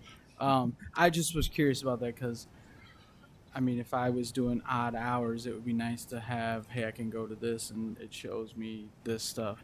I just think it would be something cool if we did that as a district, especially now it's 2020 and the way things are going. It would be nice to watch that kind of stuff. And then, like I said, some people are visual learners. When they see it, they can do it. And for a lot of us parents, it's a lot different than the way we learned it. And you bring up a very good point, because one thing we do know, and this is the parent side, there are people have to go to work, right? So we have to make sure that we provide educational opportunities that aren't in those set hours, so that they have access when they can actually get that work done, when either a parent is home or an older sibling is home, and making sure that we can sort of provide for those independent learning opportunities, as opposed to the solid schedule of you have to be here at 9 and we're going to do this until 2:30, knowing that many of our students have parents that work and would not be able to have that support. Okay, perfect. I do want to add that with the Edgenuity program 912, because it's an Edgenuity teacher, they do provide tutoring that happens even over the weekend. Students can sign up for tutoring. So since it's their teachers, they do provide additional tutoring at the 9 through 12. And is that an additional cost, or it's Part of what the package. okay? I was thinking of overtime being on the weekend. Okay. Are we gonna cover like special ed stuff later, so I don't need to ask her those questions? Or That's next. all right, thank you. Director Kleingerl? You keep referring to 6 through 8 in a 7-period day, but our 6th graders are no longer part of that. Are they going to be more like the elementary and just focus on what elementary is the 4th? Yeah, math, reading, It's science, just social studies. their platform that Ingenuity has. But yes, they're going to be following just like the 5th graders. But we just have to sign them up in a different way. If I'm saying that right, we could sign them up by Okay. course. They won't Right. do the 7-period, like 7. No, they're Okay. the same thing, focusing just like the 5th graders. You talked about, like, all first grade teachers doing the CTT. Is that virtually, I take it? We're not putting everybody Right. back Right. together? A lot of our meetings are actually moving that way. We've had a lot of district-wide CTTs in the past, and we're actually moving to a lot more. That's one of the benefits of the COVID is that we've learned how to utilize our technology a lot stronger. Ingenuity people, though, will be housed in the building. So if I'm the Ingenuity teacher at Madison, I still will be at Madison. And what's the reason for making them physically be there if they're not working with any kids there? Because it's one more body in the building that, don't we want them? Yeah, so I've been actually visiting a lot of elementaries the last few days, and I've been in the classrooms that they're going to use, and they would like to be, the majority of teachers would like to be in the classroom from the standpoint they have the resources around them to help them teach. And use the whiteboard. And use the okay. whiteboard and the And things. stuff. Okay. And then it still provides them an opportunity to still have CTT meetings within their building too. They're right there with their colleagues who are teaching 5th grade and who are teaching 4th grade, or I'm in 7th grade. You know, I got somebody right across the hallway from me. Okay. And do we know, do people, all families, are they now hooked up to internet, that this isn't going to be a problem? I mean, we had MediaCom's supposed to be there. We have hotspots. Do we know for a fact everybody's going to be up and running in 2 weeks? So I'll take that question. Had a conversation with our IT director, and MediaCom has signed up for everyone that we've identified, but we're continuing our outreach to make sure that we've identified everyone. So everyone that's come to our attention, we've been able to accommodate and make sure that they have that accessibility, but we're not taking for granted that we've hit everybody. So we're doubling our efforts with social media. Again, we've also asked for public service announcements to be made on our local TV stations so that if anybody missed the message somehow, some way, I mean, smoke signals, whatever we need to do to get the word out there, I think we've done a very good job of it, but we're not going to rest on our laurels and make the assumption that we've hit everybody. So we'll keep working on it. But everyone that we've identified so far has made that connection. Okay, thank you. Director Hayes? We had talked previously about the Chromebooks. Have those been distributed, updated? What are we doing to make sure that all those students have their Chromebooks? So remember, students were allowed to keep their Chromebooks over the summer, so they should have those. We have made a decision that we'll be using our librarians to make sure that students who need either a new Chromebook, or if they turned theirs in summer because the parent didn't want the responsibility of having to keep an eye on it over the summer, we will, by building, have a distribution cycle set up for those students. Okay, I know. It'll work through our library. I know before we had said that some may need updates or something, and I was wondering how that was going to. The nice thing is you don't have to do them one computer at a time. Okay. Once they get connected to our system, they automatically update. Okay. That's what, according to Director Sloat. Other questions? Please. Kind of expanding on what Director Goza asked. I mean, we're going to be utilizing parents a lot right now with these unconventional times. Is there something to assist them, sort of like a newsletter, or maybe something that directs them where to go so that they can help their child? Are the lesson plans reviewable? Are they, what can our parents do, or where can they get information, I guess? So I was going to talk about the communication, and I forgot. So yes, there's some really good things in place. There's actually just that was shared out on Friday. It's 100% online family choice. So again, it goes over all the roles and the different supports that are there. There's also a website just for parents of the 100% online only. So on that website, they can find all of their building contacts. So if you go to Sudlow, you'll have each of the roles and who is in charge of that role at that building with their direct emails. So really nice spot for them to go.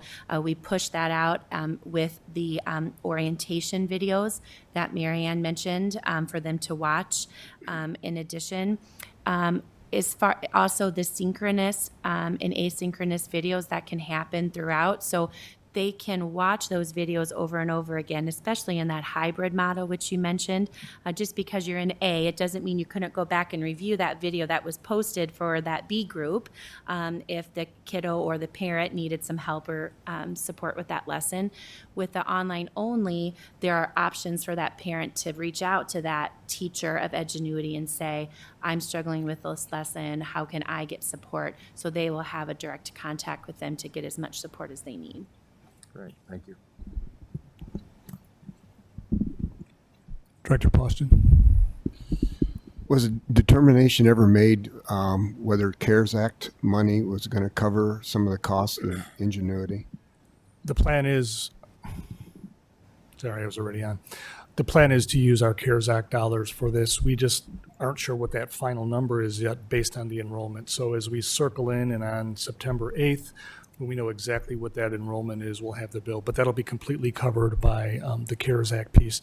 We've tweaked, well, we didn't tweak our program. We've made a major change by having our teachers at the elementary level be the primary teachers, and we're just using the Edgenuity platform. That saves us a lot of money as opposed to having to use their Ingenuity teacher for instruction. So at the end of the day, we're estimating right now we're probably going to be in a $1.6 to $1.8 million of total cost for the program K-12 through the system. As you know, we have nearly $4 million in CARES Act dollars that we have parsed out some of that money to provide some of the PPE that you heard Associate Superintendent Snaden refer to. But right now, we think it's very important to also keep a reserve because we don't know what the future holds. So we're not going to spend all that money, but Ingenuity will specifically be a cost that will be borne by the revenue from the CARES Act. So you'll use 100% of that money to go against Ingenuity. We'll use 100% of the Ingenuity expenditure. Yes. Will be funded by the CARES Act. We won't use all of the CARES Act for Ingenuity because we have other expenditures in the district. So So will that come out of the budget as you incur the expenses, or will that come in on the back end after a while?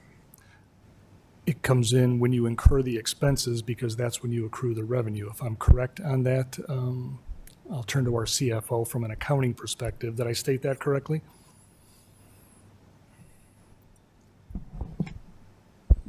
Yes, you did.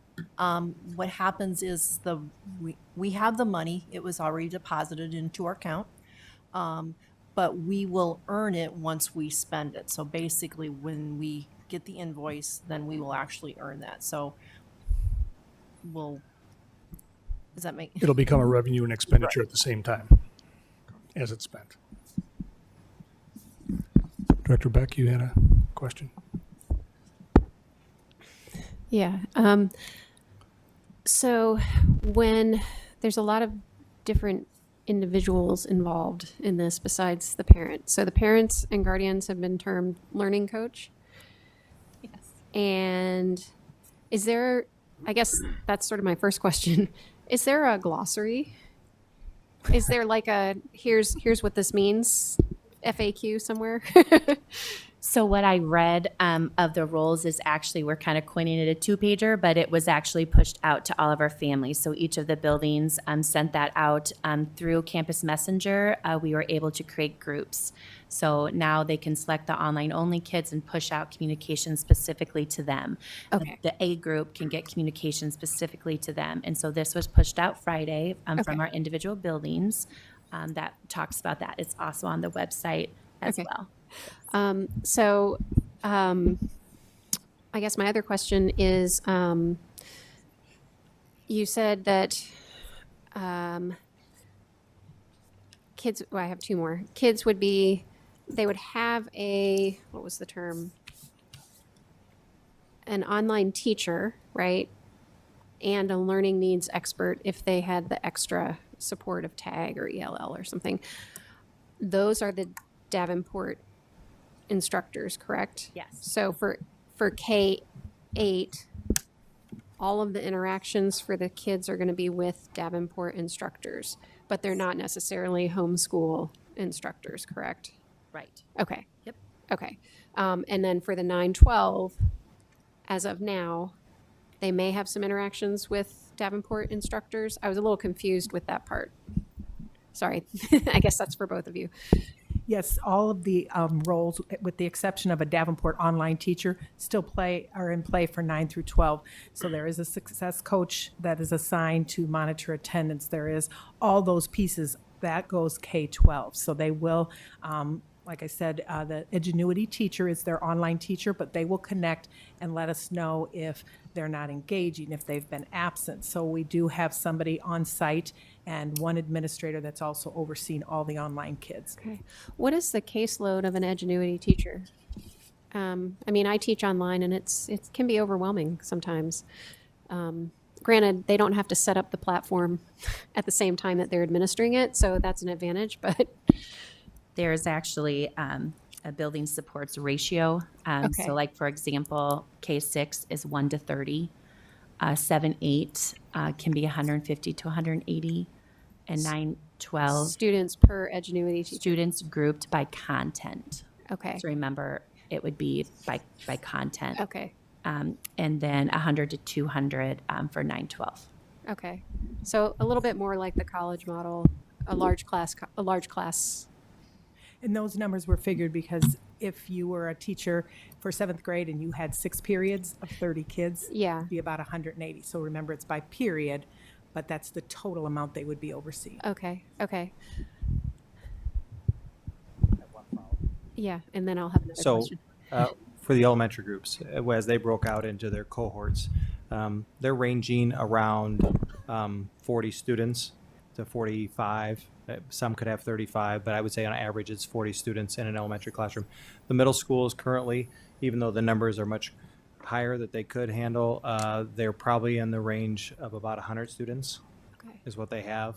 You know, probably 2 different courses, a 7th grade course, an 8th grade course. And then at the high school level, the Ingenuity teachers, I'm not sure how many they're assigning to their teachers. Okay. So I guess I'm just trying to put in my own personal context, teaching online. It's essentially the same as if they were Davenport teachers. They've already developed the content, and so they deliver the content because it's sort of as part of the package, right? So we get the platform, the content, and some guidance, and then we can supplement that. Is that? Yeah. And It's the high school model, right? We're Okay. using their teachers. who Okay, are yeah, certified that's what I mean. teachers Sorry, on- the high school model. Yeah. And the 9 through 12, it's important in that model that it's a teacher certified in that area with all the Right. courses, so that the teacher of record is a certified teacher in that area. And So are they Edgenuity- certified in Iowa? They're all certified in Iowa, or is this? Yes. I Okay. believe so. And they're using Iowa curriculum. Okay. So my last question. I know you said that pretty much everything, I think for all the students, but I may have gotten this wrong. You had, I think Bonnie, it was you. You said for K3, you could expect 4 to 4.5 hours of online per day, and for 4 or 5, and I'm assuming 6, maybe also around 4.5 to 5 hours per day, but that it's all asynchronous, right? And so you have sample schedules. So a student, because it is hard, I mean, students can't sit in front of a computer screen for 4 hours. So a student could do 30 minutes, and then, depending on what size the content is broken into, but I would assume that it's reasonable, age appropriate. Yes. Okay. But they'll also be pulled for that small group or tutoring based on the feedback that they need. So Okay. they could be pulled for some of that synchronous learning Okay. with Okay. small groups or individuals. as Okay. needed. And what timeline are we doing that on? Like, every 2 weeks? They'll be doing that daily. Oh, okay. So, again, some students might need more than others. So Yeah. that could be flexible, but that would be during the teacher content day or, Yeah. Yeah. when those would happen. And I'm sure some can be flexible, but Okay. As I guess my last question then. So, you probably said it and I just missed it, but for 7 through 12, how many hours per day are students expected to interact? And then, is it all asynchronous, or do the Edgenuity teachers do some synchronous? so it's broken by K3, which is what you said, the Yeah. 4 to 4.5, and then it's 4-8. Oh, okay. So that's about 4.5 to 5. Okay. It bumps up at 9 through 12, where it goes to about 5.5 hours. Okay. And is 9/12 all asynchronous as well, except for special extra time or? Yes. Yeah. Yes, that's correct. Okay, great. Thank you. These are good questions. Director Gosa, I can tell by the look in your eye. A couple questions, but they should be pretty quick. Emails in the campus portal. Obviously, I talked about this earlier. I didn't have mine, and my wife didn't have hers in there, so we didn't get that stuff. Is there someone that is checking the campus portals to make sure that all of our parent contact information is in there so they can reach out to them? I know as soon as I did something, then we got a robo dial out, which I get all those because our phone numbers were on there, and I don't know how we missed not putting our emails in there, but So I'd say many of our principals are currently reaching out to families just to even discuss the A and B or the online option. And during that is when we're discovering, we're double checking all their information. While we've got them on the phone, we're going down through the list, and even some are saying, wait a minute, I'm an A day, and they're like, no, you're actually a B day because we're going by household last name. So there's a lot of conversation going on, but we always are up to every time we talk to a family, hey, it's almost like, can I double check to see if there's anything in here that's changed? okay, perfect. And Perhaps you noticed the change that when we first started this process, all of the information was coming from the district. It was a district-directed, organized communication effort to include the videos that I was doing, the emails that were going out to families. But we've made a very deliberate switch now that kids are starting to think about school and principals and buildings. Now the information is coming from schools. So the principals, the secretaries of the schools, they're the ones who are communicating through their newsletters. I know you get a newsletter from Wood, the Wood Wow, for example, will say, please double check your portal, make sure your information is accurate. We do things very well, but we're not clairvoyant, so we can't tell if an email is wrong. We assume it is correct at face value. But you'll see now that the majority of the communication is going to be very specific coming from schools, because that's where the rubber meets the road. And that's hopefully a noticeable change for our families, because I think they're more comfortable with that communication also. so that means no more videos of you and your Mr. Rogers. Unless you want me to, I can certainly do that. People find that comforting. You should do some more of those. Mr. Rogers, okay. My other question, and I can't even remember the term for it, but anyway, when you're going back and watching the lesson, is there a way to keep track of how many views that's gotten in case like that's an issue that's having a lot of views, so it needs to be covered a little more? And I'm asking for two reasons, because then is that going to single me out being the guy who's going to be viewing it all the time? Because it's probably going to happen.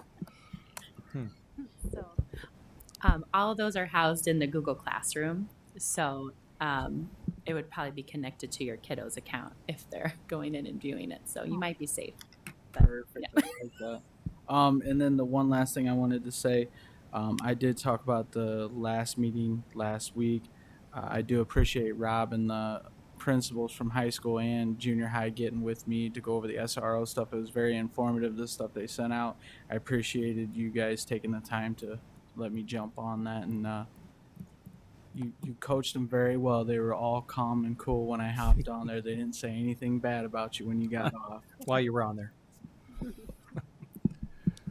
All right, so the next part of the program. So I'm always reticent to single out any particular groups, but I know special ed is very important to this board given the journey that we've been on over the years. And I always emphasize that our special needs students with IEPs are general education students. So, I'm sorry, there's another question I missed. I apologize. But I think they were going to explain the hybrid model, which I started packing up. I'm like, oh, wait. I lost track of that. I apologize. Thank you for catching my attention. They were running, ladies. They were running for the door. They were ready. They were this close. They were almost out of the chair. Okay, so we'll describe the hybrid model, not to confuse from the online. So our hybrid is what the majority of our students are using. That's our so a day in the life, again, I want to frame it that way, that a kiddo would be a Monday, Tuesday, or a Thursday, Friday, and then every other Wednesday is that A and B group.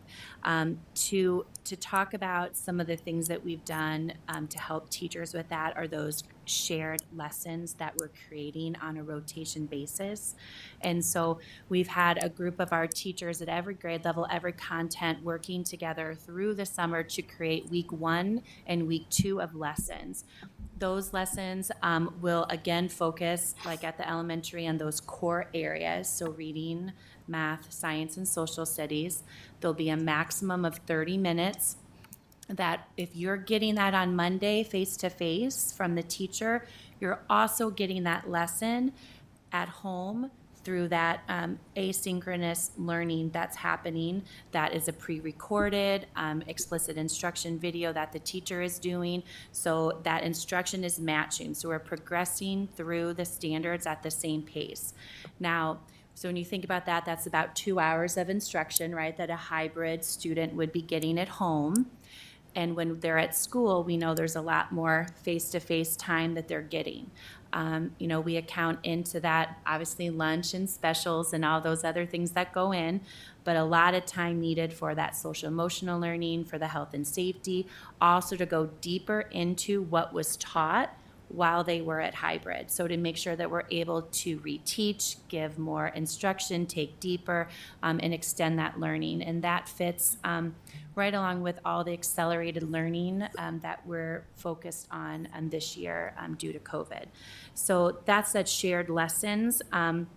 Every teacher will be part of that rotation. It's around every 6 weeks they would jump on and be that group that's creating that shared lesson. They're partnered with at least 2 or 3 other buildings that are doing the shared lessons together. They will post those into a shared Google Classroom, and every Thursday they'll get a meet. So all the first grade teachers will be together. If I wrote the lessons that week, we're going to share what those lessons are. There's time for question and answer to vet those lessons, so then the teachers feel comfortable about what they're posting in their own classrooms for the next week. That really ensures the equity of lessons as well, which was a huge focus within our Return to Learn. I think an important point, Bonnie, and just to remind the board, is what we're asking of our teachers. They're teaching every single day. They just have an A group, let's say Monday and Tuesday, and then they have a B group Wednesday, Thursday, and Friday.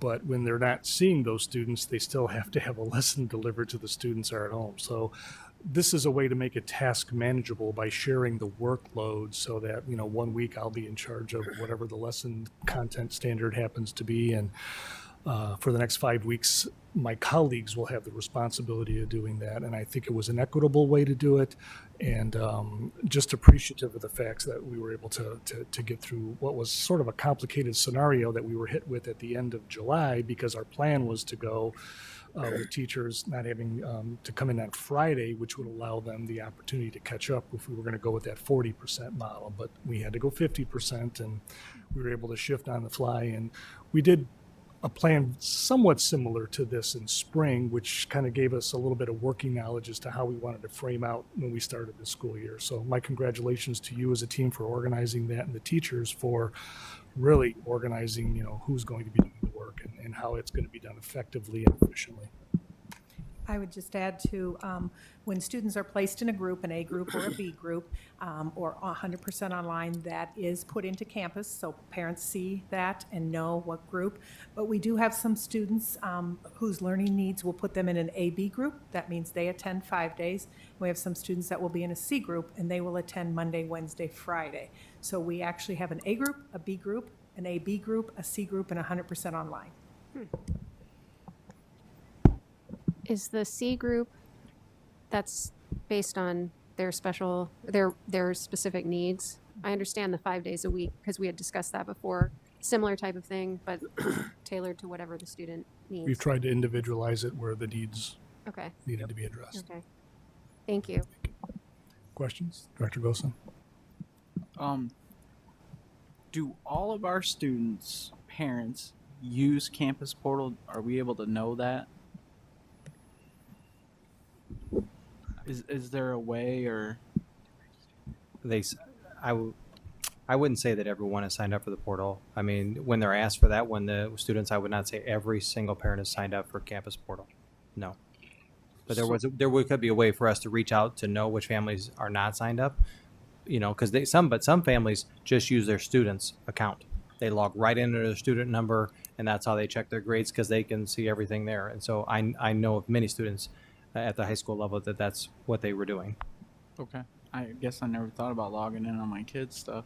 I was just curious because a lot of emails and stuff go out through that, and if you don't have your information in there, you're not getting that. So I just wondered if there was a way for us to track that, to utilize that. I would think everybody has a phone nowadays, so I would think you'd be able to have that app and all that. Yeah, and as Bonnie was just saying, we're pushing it out in so many different formats, from the Facebook and the Twitter and everything else. So we're pushing in many ways for them to see the content coming out to them, and then always pushing them right back to the website where we're posting everything. Okay, thank you. Director Beck? I guess I would just follow that up with a little request from maybe TAG to just, put out, make sure you're signed up for Parent Portal and what was the other one I thought of a minute ago?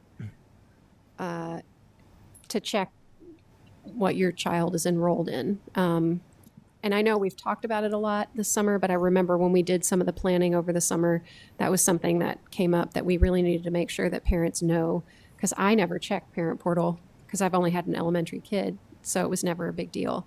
So that's kind of a change. And now I think most parents probably register through that, but there's always that few.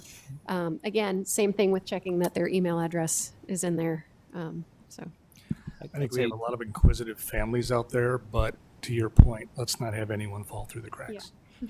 One of the things that we have added this year, we've got multiple associate principals that are assigning these parent portal passwords, easy to say, but because we didn't want it to clog up the system where they were taking days to get back to them. So now we have 8 principals who are reaching out, and each associate principal has elementaries assigned to them. So when parents need to change there because they forgot what each email they were using, that's really then they get a direct contact, and we're turning that around, I would say in less than a day. And I think that's an important piece, Rob, perhaps to expand upon, because there is an administrative component to what is effectively an online school that we've created and the structure that you've designed with the team. I think the board should probably hear about how the assistant principals are basically the principals of these online schools and how we came about that. Right. So for example, I'll just talk about the password to start with. If I know the email, it's easy for the system has it. I can say, I want to reset my password. The issue is if I was using a Gmail account and I forget which one it was and I'm using my Mediacom account, that's where they can't retrieve their password. So we were finding that was really, and it was all happening in a short amount of time when registration was coming around right the week before school. So now we put all these principals, and then I think it's important. You talk about the student success coach that we have for each one of the families, having an administrator where a parent knows who the administrator is. When I call Central High School, when I call Wood, who is the online principal? Because the principal has so many duties. And so these associate principals are really taking on a big role when it comes to that, being that point person. sorry, one other follow-up, and actually, maybe you were going to get to this. So I just want to clarify, if in the hybrid model, let's say my student's in group A, because he is, so he's going to learn, I don't know, 2 + 2 is 4 on Monday, right? And the B group is learning 2 + 2 is 4 online. And then on Thursday, when he's at home, he's going to learn 2 + 2 is 4 again? No. Okay. What happens Monday face-to-face with the teacher is happening also Monday at home. Okay. It's just the teacher's delivering it face-to-face, or it's a video of explicit instruction that they're watching at home with an application to do with the same lesson. Okay. So then on Thursday, my student gets the next. He'd be learning it from a video. Okay. I'm using simpler words. And then there's follow-up, right? When they come back to school, we've checked their work to see if they've understood that concept. We can reteach Pro for Small Group. Okay. And we have to do it that way. Otherwise, we'd only get through 50%. Right, right. Well, that's what I was Right. trying to figure out. But actually, I would just like to point out that this is an incredible research opportunity because we've got students randomly assigned to groups essentially who are learning a topic online versus face to face, and then they're taking the same assessments. So I'm not asking anybody to do any extra work, but we're going to know what group they belong to and what they learned in that and in what platform. And so I would suggest that maybe we file that away for future reference. I've already done a dissertation, so I'll encourage anyone else that would like to embark upon. Well, I can't do it, but it is a really interesting opportunity to learn what students learn best online and in person. Questions? I feel like I'm ignoring the left side. We're good? Okay. Dr. Schmitz, I'll turn to you so that you... Linda. Oh, I'm sorry. I missed that completely. Linda, please. Just to follow up, sibling groups will be kept in the same platform, correct? That's how they were grouped. Sometimes a parent might make a request differently, and if the principal can honor it, they did, but that's how they were grouped together to start. Okay, thanks. By household last name. Okay, thanks. We did everything possible to accommodate family requests, however different they would happen to be. And I know our principals worked very hard in working with families to make things work, knowing that there were a myriad of situations out there. Director Gosa. See it in my eyes. So we'll have the hybrid model, the 100% online, and I know you said you're going to have an administrator kind of overseeing things. And this is a new process to everybody. Is there, I'm sure there are, but are there things in place? I know you said with the attendance part of it, that if something's not necessarily working out a certain way, is there, like, I don't know how to say it the right way. How often are we going to review this that, like, if it starts not working out, is it a week, 2 weeks? And then we have stuff built in place to catch it? Those are those student success coach positions that will weekly check in with kids. Okay. And so, like, I could pull up their attendance. I'll be able to pull up grades. I'd be able to connect with them, reach out to them so that I'm getting feedback to make sure, yep, we're good to go. Things are happening. But yeah, that's why there's the teacher role. The success coach is doing a lot more of that check-in. I want to call it an advisor role. Like you would have an advisor who would have checked in a normal regular school, you have an advisor. It's kind of your contact. Same kind of role but they're doing more than that. They're digging into a lot more to make sure there's not any barriers happen, or you're just choosing not to participate, and now they're getting people involved to make sure how are we getting to the next step with you. Okay. So for the teachers as well, you're going to have, this is new to them also, are there things in place like, and I'm not by any means saying anyone would struggle with anything, but like if they're trying to deliver something and it's not working out, is there a way to help with that? So we've talked about the CTT process that they have where the grade level teams will collaborate. They'll talk over and debrief a lesson. If someone finds that their kids are struggling, that's their initial support group. But all the other support that's available to them from the the innovators that are out there, they're readily available for any question as well as an administrator. So multiple layers of support for teachers to collaborate with each other and find answers to whatever issue may be confronted.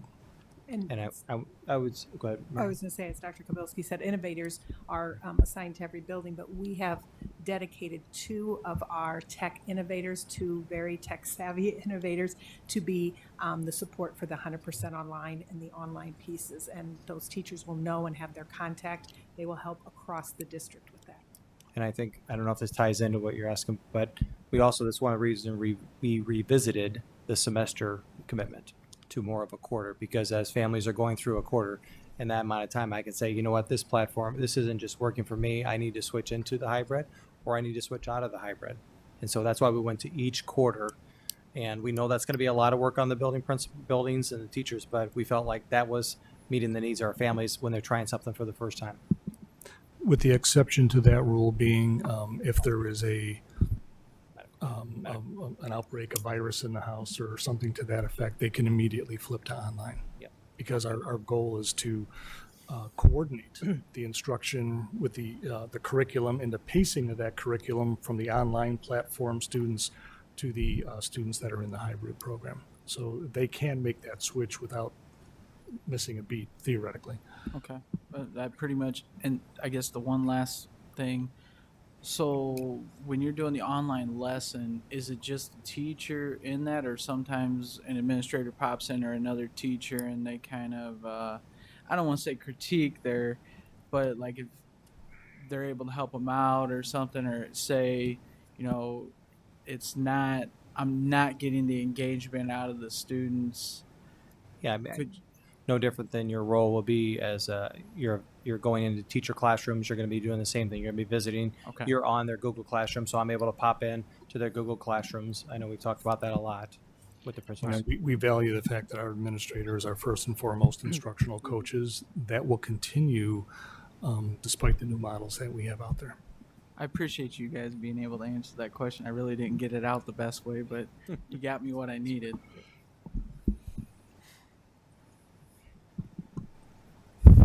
Going once, going to, it's Dr. Schmitz, could you explain in I was going to say not in any great detail, but some of the nuances that are associated with students that have either IEPs, and I know you spoke to that at length Right. last week, but Right. anything No, that you would like just to? real quick, the only, we've got IEP teams right now meeting, given the conditions and the layout that it's going to be. How will a student with an IEP get their specially designed instruction within that particular format? Will it be additional time with their special education teacher, additional time with a para perhaps? Perhaps we're giving a general education teacher some additional tools to work with students. But they basically are looking at how a student will receive their special education services during this new format. The other thing we have, we're blessed with special education in that even under normal circumstances, every student who has an IEP has what's referred to as a case manager. That's typically the special education teacher, but they will be watching very closely for those kids that are 100% online to make sure that they're engaged. And that then we can reach out if they're not. Thank you. Questions for Dr. Schmitz? Could you explain the Keystone transition and how that's happening and going Yeah. on? And Yeah, we started we started when the decision was made we held, for those students who were there with IEPs, we held IEP meetings for each one of them to make sure that they had an easy transition back to whichever school. We planned to do school visits. In some cases that happened. When COVID took place, the majority of those IEP meetings had already been held or continued to be held throughout the school year. Some parents asked that we wait until this fall, and so we're catching up with all of them the same as we are the other students. Some of those students may be those AB students that are attending 5 days a week because they are in a pretty restrictive setting with a smaller number of kids anyway. And so it's possible to do the social distancing and all of that with them. But they would be in the mix as far as looking at their individual programs and how that's going to work to meet their needs at this time. Sandy, could you just speak to the locations of these students, where they're going, how that determination was made? With the Keystone students? Yes. We looked at wherever students are and where their homeschools were. The majority of there was a good number of students with IEPs at Keystone who could go back to their home building without having, and I don't like using this term, but for the sake of the conversation, a Keystone-like classroom, because over the last 2 years, we have really added additional behavioral support to all buildings. And we used to cluster, where if you had a particular type of building, you had to go to this disability, you had to go to this building. We've leveled the playing field a little bit so that kids can attend their home buildings, but, so many of those kids did. But we still have a good handful of kids that were at Keystone for a very specific reason, and that's that they need very intensive behavior supports. But we didn't have enough to send every kid back to their home building, or we would have one teacher per one student in every building. So we did end up going with, and I knew this was going to happen, 2 of the elementary schools and 2 of the, one intermediate school, and then all of the high schools will have their own program that will have services very similar to what Keystone offered in the past. Thank you. It's only for special education students now, That's correct? just for the students who were there for special For education. special education, which was the original purpose of Keystone? Keystone. I sort of. wasn't here then. Okay. But All right. that's my understanding. Well, it's what they need, and that's Yes, what's yes. okay. Right. And in some ways, we are, I'm really happy with the way this has, the buildings have been fantastic about welcoming their kids back from Keystone. And so it's been, I was telling Dr. Kobilski at one time, we've got some really beautiful stories as far as, just one quick example, there was a student who was returning to Keystone, very fearful. People were fearful of him, but he loves basketball. So the basketball coach attended his IEP meeting and said, it's going to be okay. And so it's been quite heartwarming how this is all working out. Which is the way it's supposed to work out, right? So thank you for all of that hard work. And unless there are any other questions, Director Gosa. For the students with the IEPs, if they're doing the 100% online, and I think you did speak to that, but with what services we're going to provide, we won't have any citations with the state or anything like that. I mean, everything will be, I'm getting you on record here. And you notice I'm not going, no. We are taking every precaution because, I'll just be honest, students who are 100% online, knowing some of their needs makes me a little nervous. And that's why we will have their case managers and be in constant contact with their parents. We will be going above and beyond, making sure that those kids are engaged and are getting what they need to get. The advantage is that anytime they're not, we can call the IEP team meeting together immediately. So I'm not anticipating any non-compliance with it. I think we just need to make sure that we're constantly adjusting as we have to if kids aren't engaging or if parents are finding it difficult to meet their needs at home. I think some parents went into this very well intended, and we'll see, it may not work out the way they thought it would. So, but we'll adjust as we need to. Sandy, I think there's a reason why you spend 2 hours every Tuesday afternoon on a Zoom meeting with the Department of Yeah. Education just for special education every single week. Yeah. Because the DE understands the magnitude of what Yes. we're trying to accomplish, and to their credit, they're working with us. And the communications, the challenges and opportunities, that conversation, I think you find very valuable in terms of what their expectations are for us. But then through those Zoom meetings, we have an opportunity to express the challenges that we're seeing at the ground level. And that's a weekly occurrence that I know you found valuable. Well, and I think again, and what we're telling special education teachers is, and teams, general education, special ed, is, you make your best call with the data that you have, and then we implement it. But if it's not working, then we need to switch it. We don't have to keep doing it if it's not working. So the collecting the data as we go along and including data of engagement is what's going to be so important to make sure that if that's not working, then we try again. We come up with a different plan. Also, I want to thank you for that committee of the whole discussion. It's probably one of the best ones we've had in a really long time, and having the teachers involved with that, and acknowledging the things that we did wrong and how we're going to fix them and what steps are in place to do that. I do appreciate that a lot. The one thing I thought about when I left that meeting, I forgot to ask, so I'll just ask it now. For the IEP meetings, are those still in person, or with everything going on, is there the option to do a Zoom or a Google Meets with the team to? Most of them have been virtual. Okay. And we have parents that request either or, we will meet that request. If they want to meet face-to-face, then we'll do, like a room like this where we can all social distance. But we're encouraging, for the purpose of health and safety, to do that virtually. And I have not gotten any feedback from teams that they are having any difficulty with that at all. Okay. So I'm assuming you probably got like a meeting room here or something you do it that's big enough, because you probably wouldn't do it in a cafeteria in the school or something, I wouldn't think. No, I think, I think classrooms typically Oh, okay. I didn't is where think they about would that. occur, yeah. Because again, you also want to protect confidentiality. And so, but I think that they're doing a really good job with that. Okay. And I think I heard you say no state citations from here on out, right? It'll be in the minutes.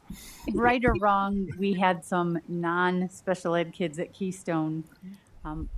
What are we doing? And there was a reason they were there. Whether they should have been, what are we doing to transition them, accommodate them, give them some supports? Because just throwing them back in the school. I'll turn that over to Dr. Well, I wouldn't describe it as they were being thrown back into school. We're making very deliberative efforts to put together a transition plan, not only at the building level, but to individualize that for the reasons why those students were sent to Keystone. Rob, could you expand? Yeah, I'd actually like to have Director Schneckloff come up here because he can talk a little bit about the redirection levels that we have. If he has a microphone, he can stay over there. Keep us social distance. Thank you. So at each one of our levels, we have developed a continuum of supports that kind of goes along with the name redirection. And so at our elementary, middle school, and high school, in every one of our high schools, we have a redirection program. We have one at the middle schools and one at the elementary schools, and it was based off of past historical numbers after we evaluated those programs. And so over the summer, we revamped our disciplinary hearing policies and actually worked with Sandy today to kind of walk through what happens when a special student with services comes to one of our disciplinary hearings. And so that now is good. Disciplinary hearings are now going to come through learning supports. Dr. Klipsch and myself will be overseeing those, and we worked through with a building principal today. So we've created programming guides for all of those programs, and we're seeing it more as an on-ramp. What are the behavior supports that are necessary? And then working with teams at the buildings to put in better plans with better research-based products. And so that's the direction that we're heading. We reallocated some of those general funds that were at Keystone towards a more building-based program, and kind of revamped it more into a trauma-informed care, more of a restorative in nature, not punitive in nature, but at the same time, to your point, recognizing that there are some students that are that cause safety problems inside of our buildings, but it might need another level of care that are general education students. And so in our secondary programs, we have different levels of redirection. The Keystone-like program is a very restrictive program. It can only be entered into by a disciplinary hearing, which is assigned by associate superintendents or myself. And so at the end of last year, we had a handful. At the time COVID hit, we had just a handful of general education students at Keystone at the time because we were transitioning students back into some of our pilot programs. And so all of our general education students, all of our general education students have been transitioned back into their buildings and ready to start the year. And we can get in deeper with the redirection programs at a different meeting if you like. I'm really excited about more of an on-ramp, more restorative in nature, and more school-based programs. So, But I think a key feature of the overall programming, TJ, you would agree, is that there are levels that students can move up and down in terms of where we need to go in terms of adjusting their daily schedule, the time that they're in the building, who they can interact with. In addition to the type of support that they get from the school district, whether it be a social worker or check and connect coach, things to that effect. So in the past, it was either suspension or keystone or expulsion. Now we have multiple layers of interventions that we could put in place for these students that would allow them to continue their education in a way that gives them the opportunity to redirect in a positive way so they can join the general education community to its fullest. But they have to earn that right.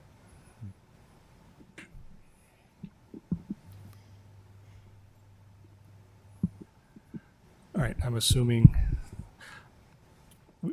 part of my last comment was to just say thank you to parents for their patience with regard to all of this information. You can imagine that not only, you've been a part of this process in your minds are probably spinning, and parents that are just getting this information and have been getting it along the way.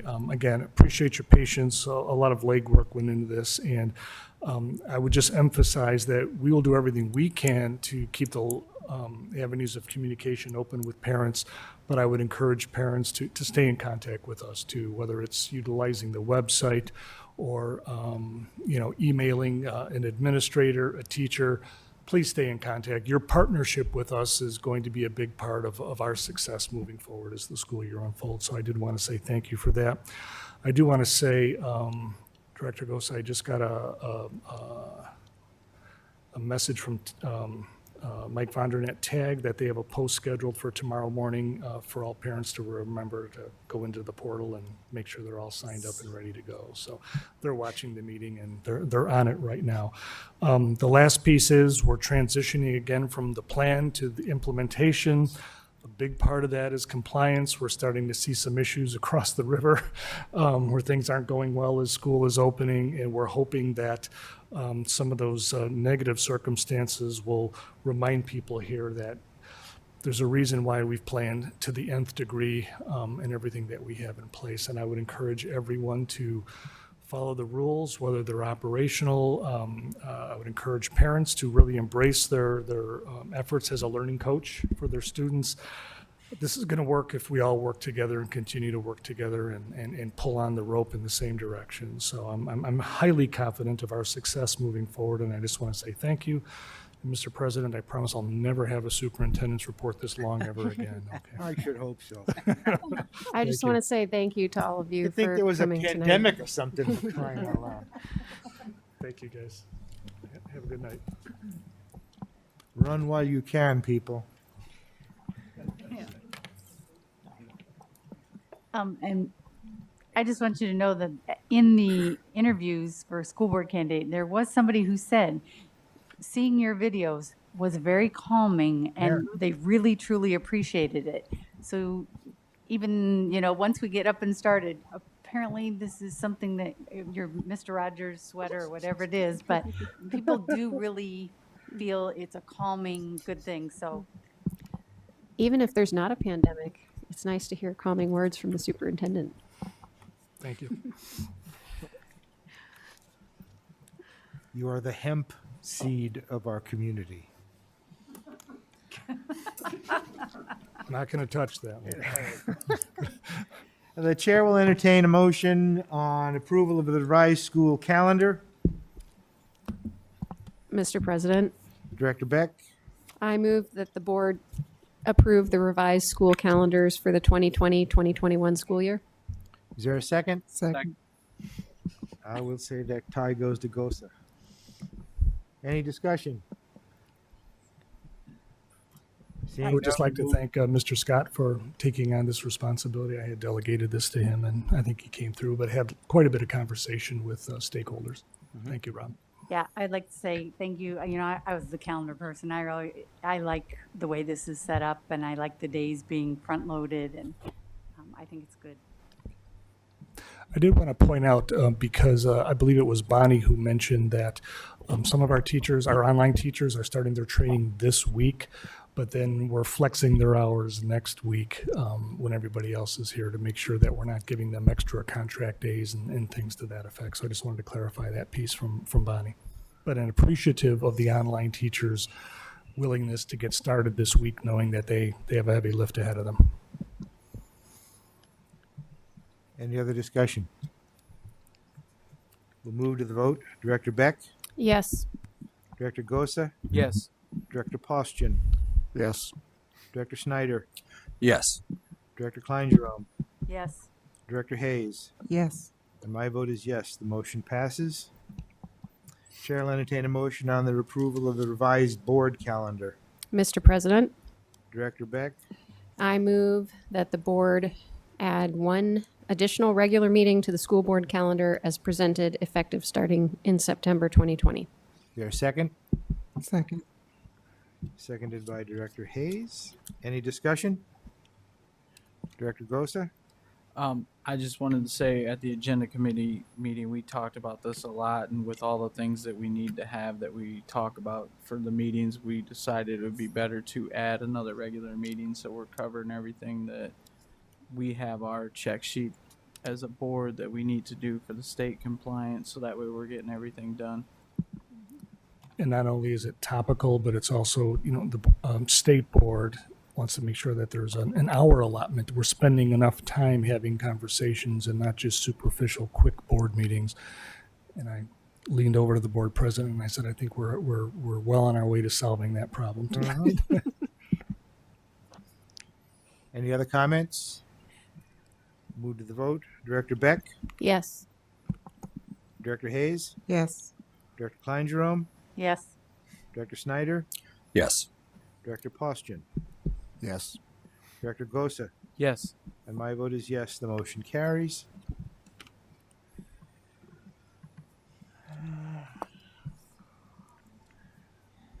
Chair will entertain a motion on the Administrative Department of Education report. Mr. President, Director Hayes, I move the board approve the Department of Education report. is there a second? Second. Seconded by Director Beck. Any discussion?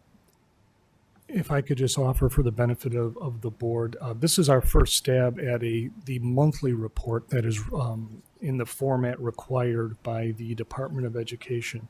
This report is not due until next week, Monday, so my intent was to send this off to Amy Williamson tomorrow and say, does this meet your expectations? The last thing I want to do is send a report in a week and then not have them happy with it. So this is our first stab. I hope it's in line with the format that they're looking for. I do have a few questions that I'll be forwarding to Amy Williamson, especially when it comes to the report itself. There's a column for current data and then notes, and you'll probably see in the August report, we just slammed everything into notes and we don't have anything in current data. So I just want to make sure that maybe that's a column we don't need, or if she wants me to delineate between data and commentary, I'd be happy to do so. But I'll ask for her direction after I send this email tomorrow. So if we can get a motion to approve the required action report for August, pending corrections as suggested by the DE, I think that would be the appropriate motion. And then I'll make sure that this gets off next week, Monday.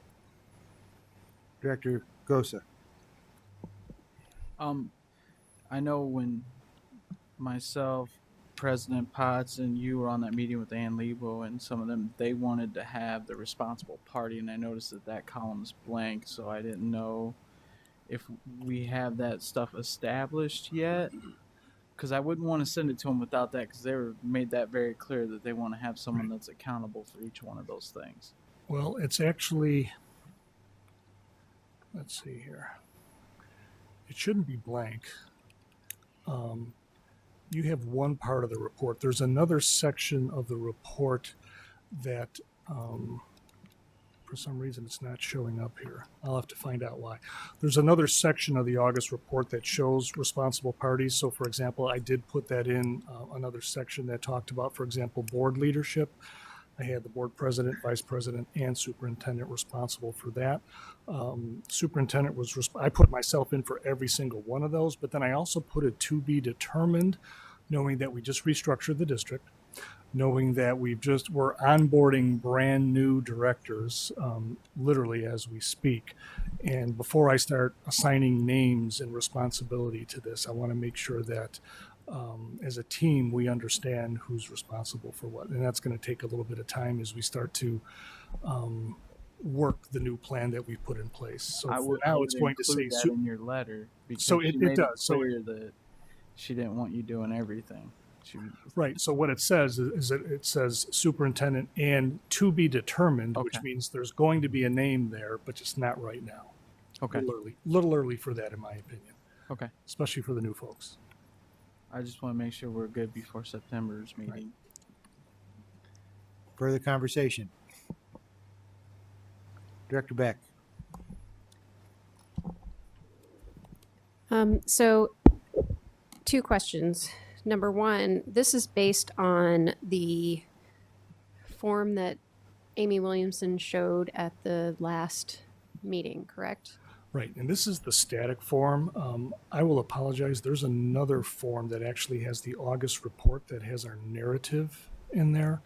And I will make sure you get that first thing in the morning tomorrow, because there's a notes section that describes what we're doing right now. Okay. And it didn't get copied over into this document, so I'll make sure that you get that tomorrow morning. Well, I think the important thing is that this has, start dates, due dates, and deliverable action items, which is what we need.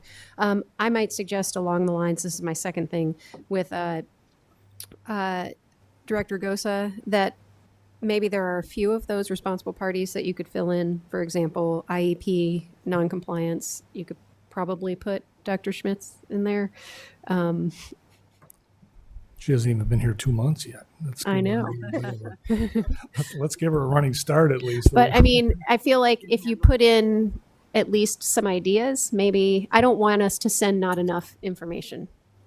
I don't want them to think we haven't thought about who might be taking on these roles, these responsibilities, I guess I should say. I'll make it clear in my communication that, because this isn't just Sandy's. Yeah, I mean, the AEA is involved. I'm involved. We're involved as a board of education. Right. So it's more complicated than just putting a name and a bullseye on someone's back to say, you've got to get this done. And I just want to, in deference to my colleagues, I want to make sure that we're fair. Okay.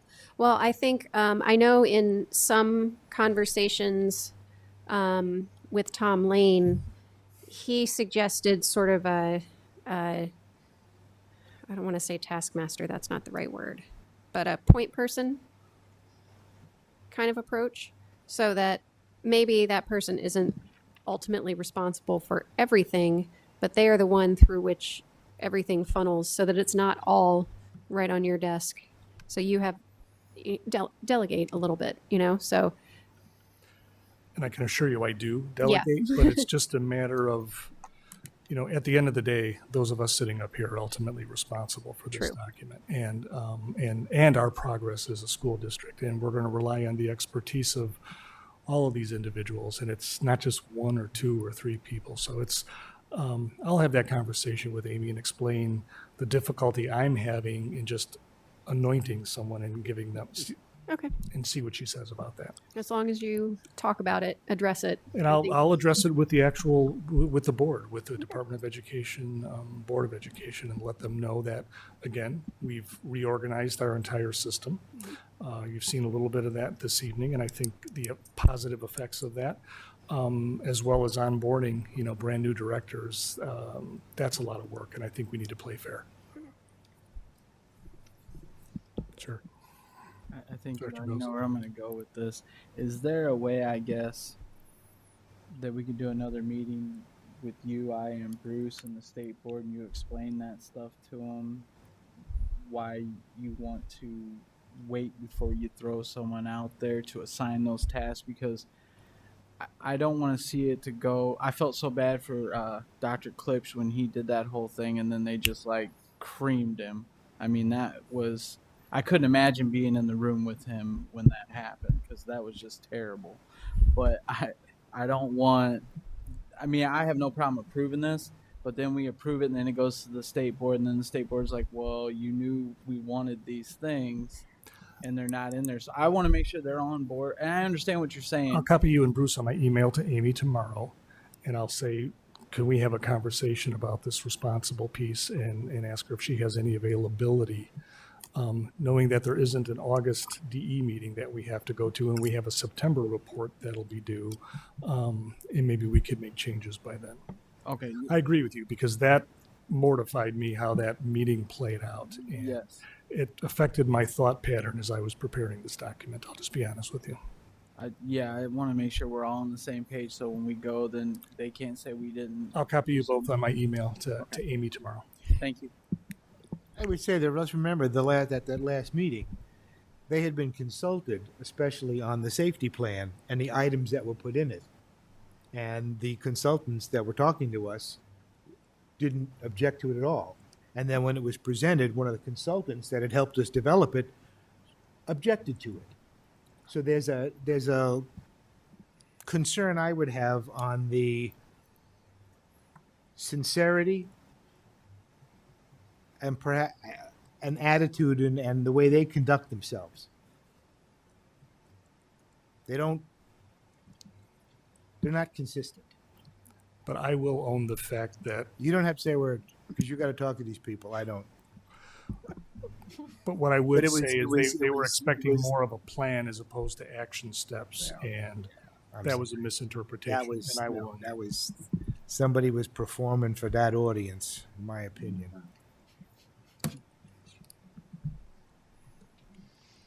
Any more discussion? Mr. Chairman. Director Poston. And I agree with your comments, but bottom line is we've got to get this done. Oh, yeah. You know, we've got to answer to their request. And as far as I'm concerned, we need to get real aggressive as a board and basically attack these issues. Mhm.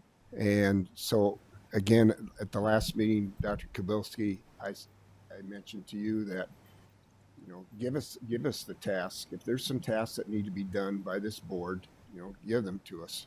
Obviously, the top 3 there on the list, that's something we need to get on right now. And I think it's going to help that we have the additional meeting each month. But as far as I'm concerned, we can have even more meetings just to get this done. Further conversation. We'll move to the vote. Director Hayes. Yes. Director Beck. Yes. Director Klein Jerome. Yes. Director Snyder. I am abstaining on this. Director Poston. Yes. Director Gosa. Yes. And my vote is yes, the motion carries.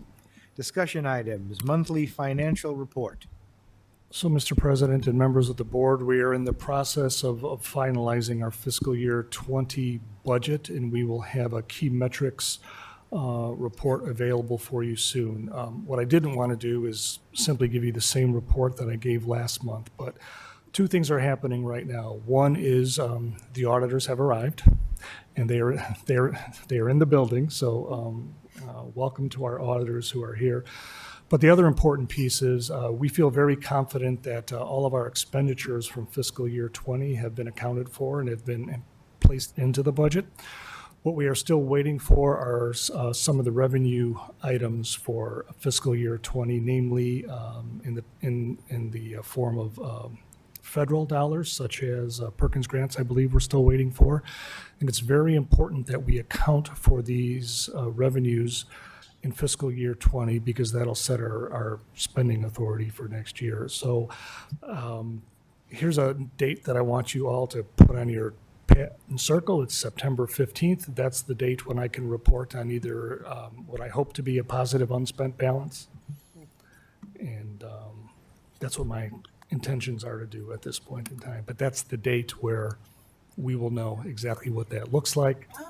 And Gary Sinclair is now on board and is reviewing our data also, and I hope to have him available.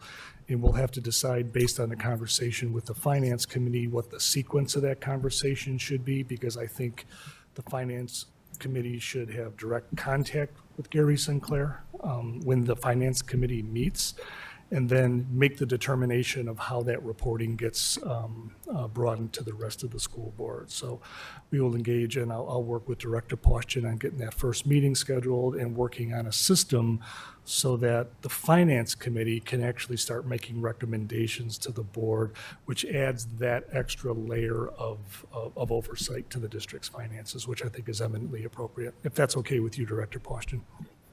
And I think Director Klein Jerome is on that finance committee. Also. That's my understanding, so thank you, Karen, for jumping on that. And we'll set our first meeting up for sometime within the next 2 weeks. I'm hoping we can find some time, and we'll get Gary to zoom into that and give you everything that we know, and then we can decide together how we want to proceed with the full board. Okay, and that concludes our financial report for the month. Sure. Before I take board requests, I just want to try to remind. Mr. President, I'm sorry, Director Hayes had a question for me. Yeah, last year before COVID hit and everything went awry, several parents, well, several schools, I guess, had planned trips and parents had paid money. And I know for one school, there was like $1,200. Is that factored in, or will it be removed and returned to the parents, or how will that take place with the financial report and clearing that up? That matter hasn't hit my desk. Rob, has that been something you've addressed? Yep. So the trips I think you're referring to are the spring break trips that would have Right. taken place, and those are run completely through the booster clubs. They're not run through our financials, so it's not a cost in, cost out for us. So the refunds that they're getting are going back to the people. Very consistent from what we did have Winnie Meyer look at the language of the contracts, and but they're getting a consistent amount back that they're getting with many districts. With I think it's, I don't want to say the name of the company, but one of the travel company that they were using is very consistent, but it's not 100% return by any means, and that's part of the contract. And so they're working with the booster clubs, are working with those groups and with their parents. But that's not a Is that answering your question? It does, but I was kind of wondering, even with that, the parents basically paid in good faith for their children to go on these trips. Is that anything that's covered through CARES at all for them? Because I've had several to ask, do we ever get our money back? The district was not the organizer of these particular events, and we were not involved in any of the financial transactions to include selecting the vendors, locations. That was all run through the clubs and the booster clubs, so they bear the entire responsibility start to finish. If we were to get involved with that, we would have issues of expending district funds in a manner that we should not.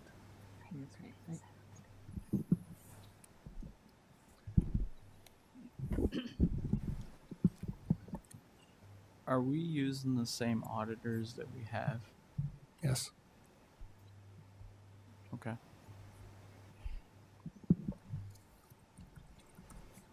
On board requests, before I start reading the board requests, I just want to remind everybody what our procedures are for requesting information.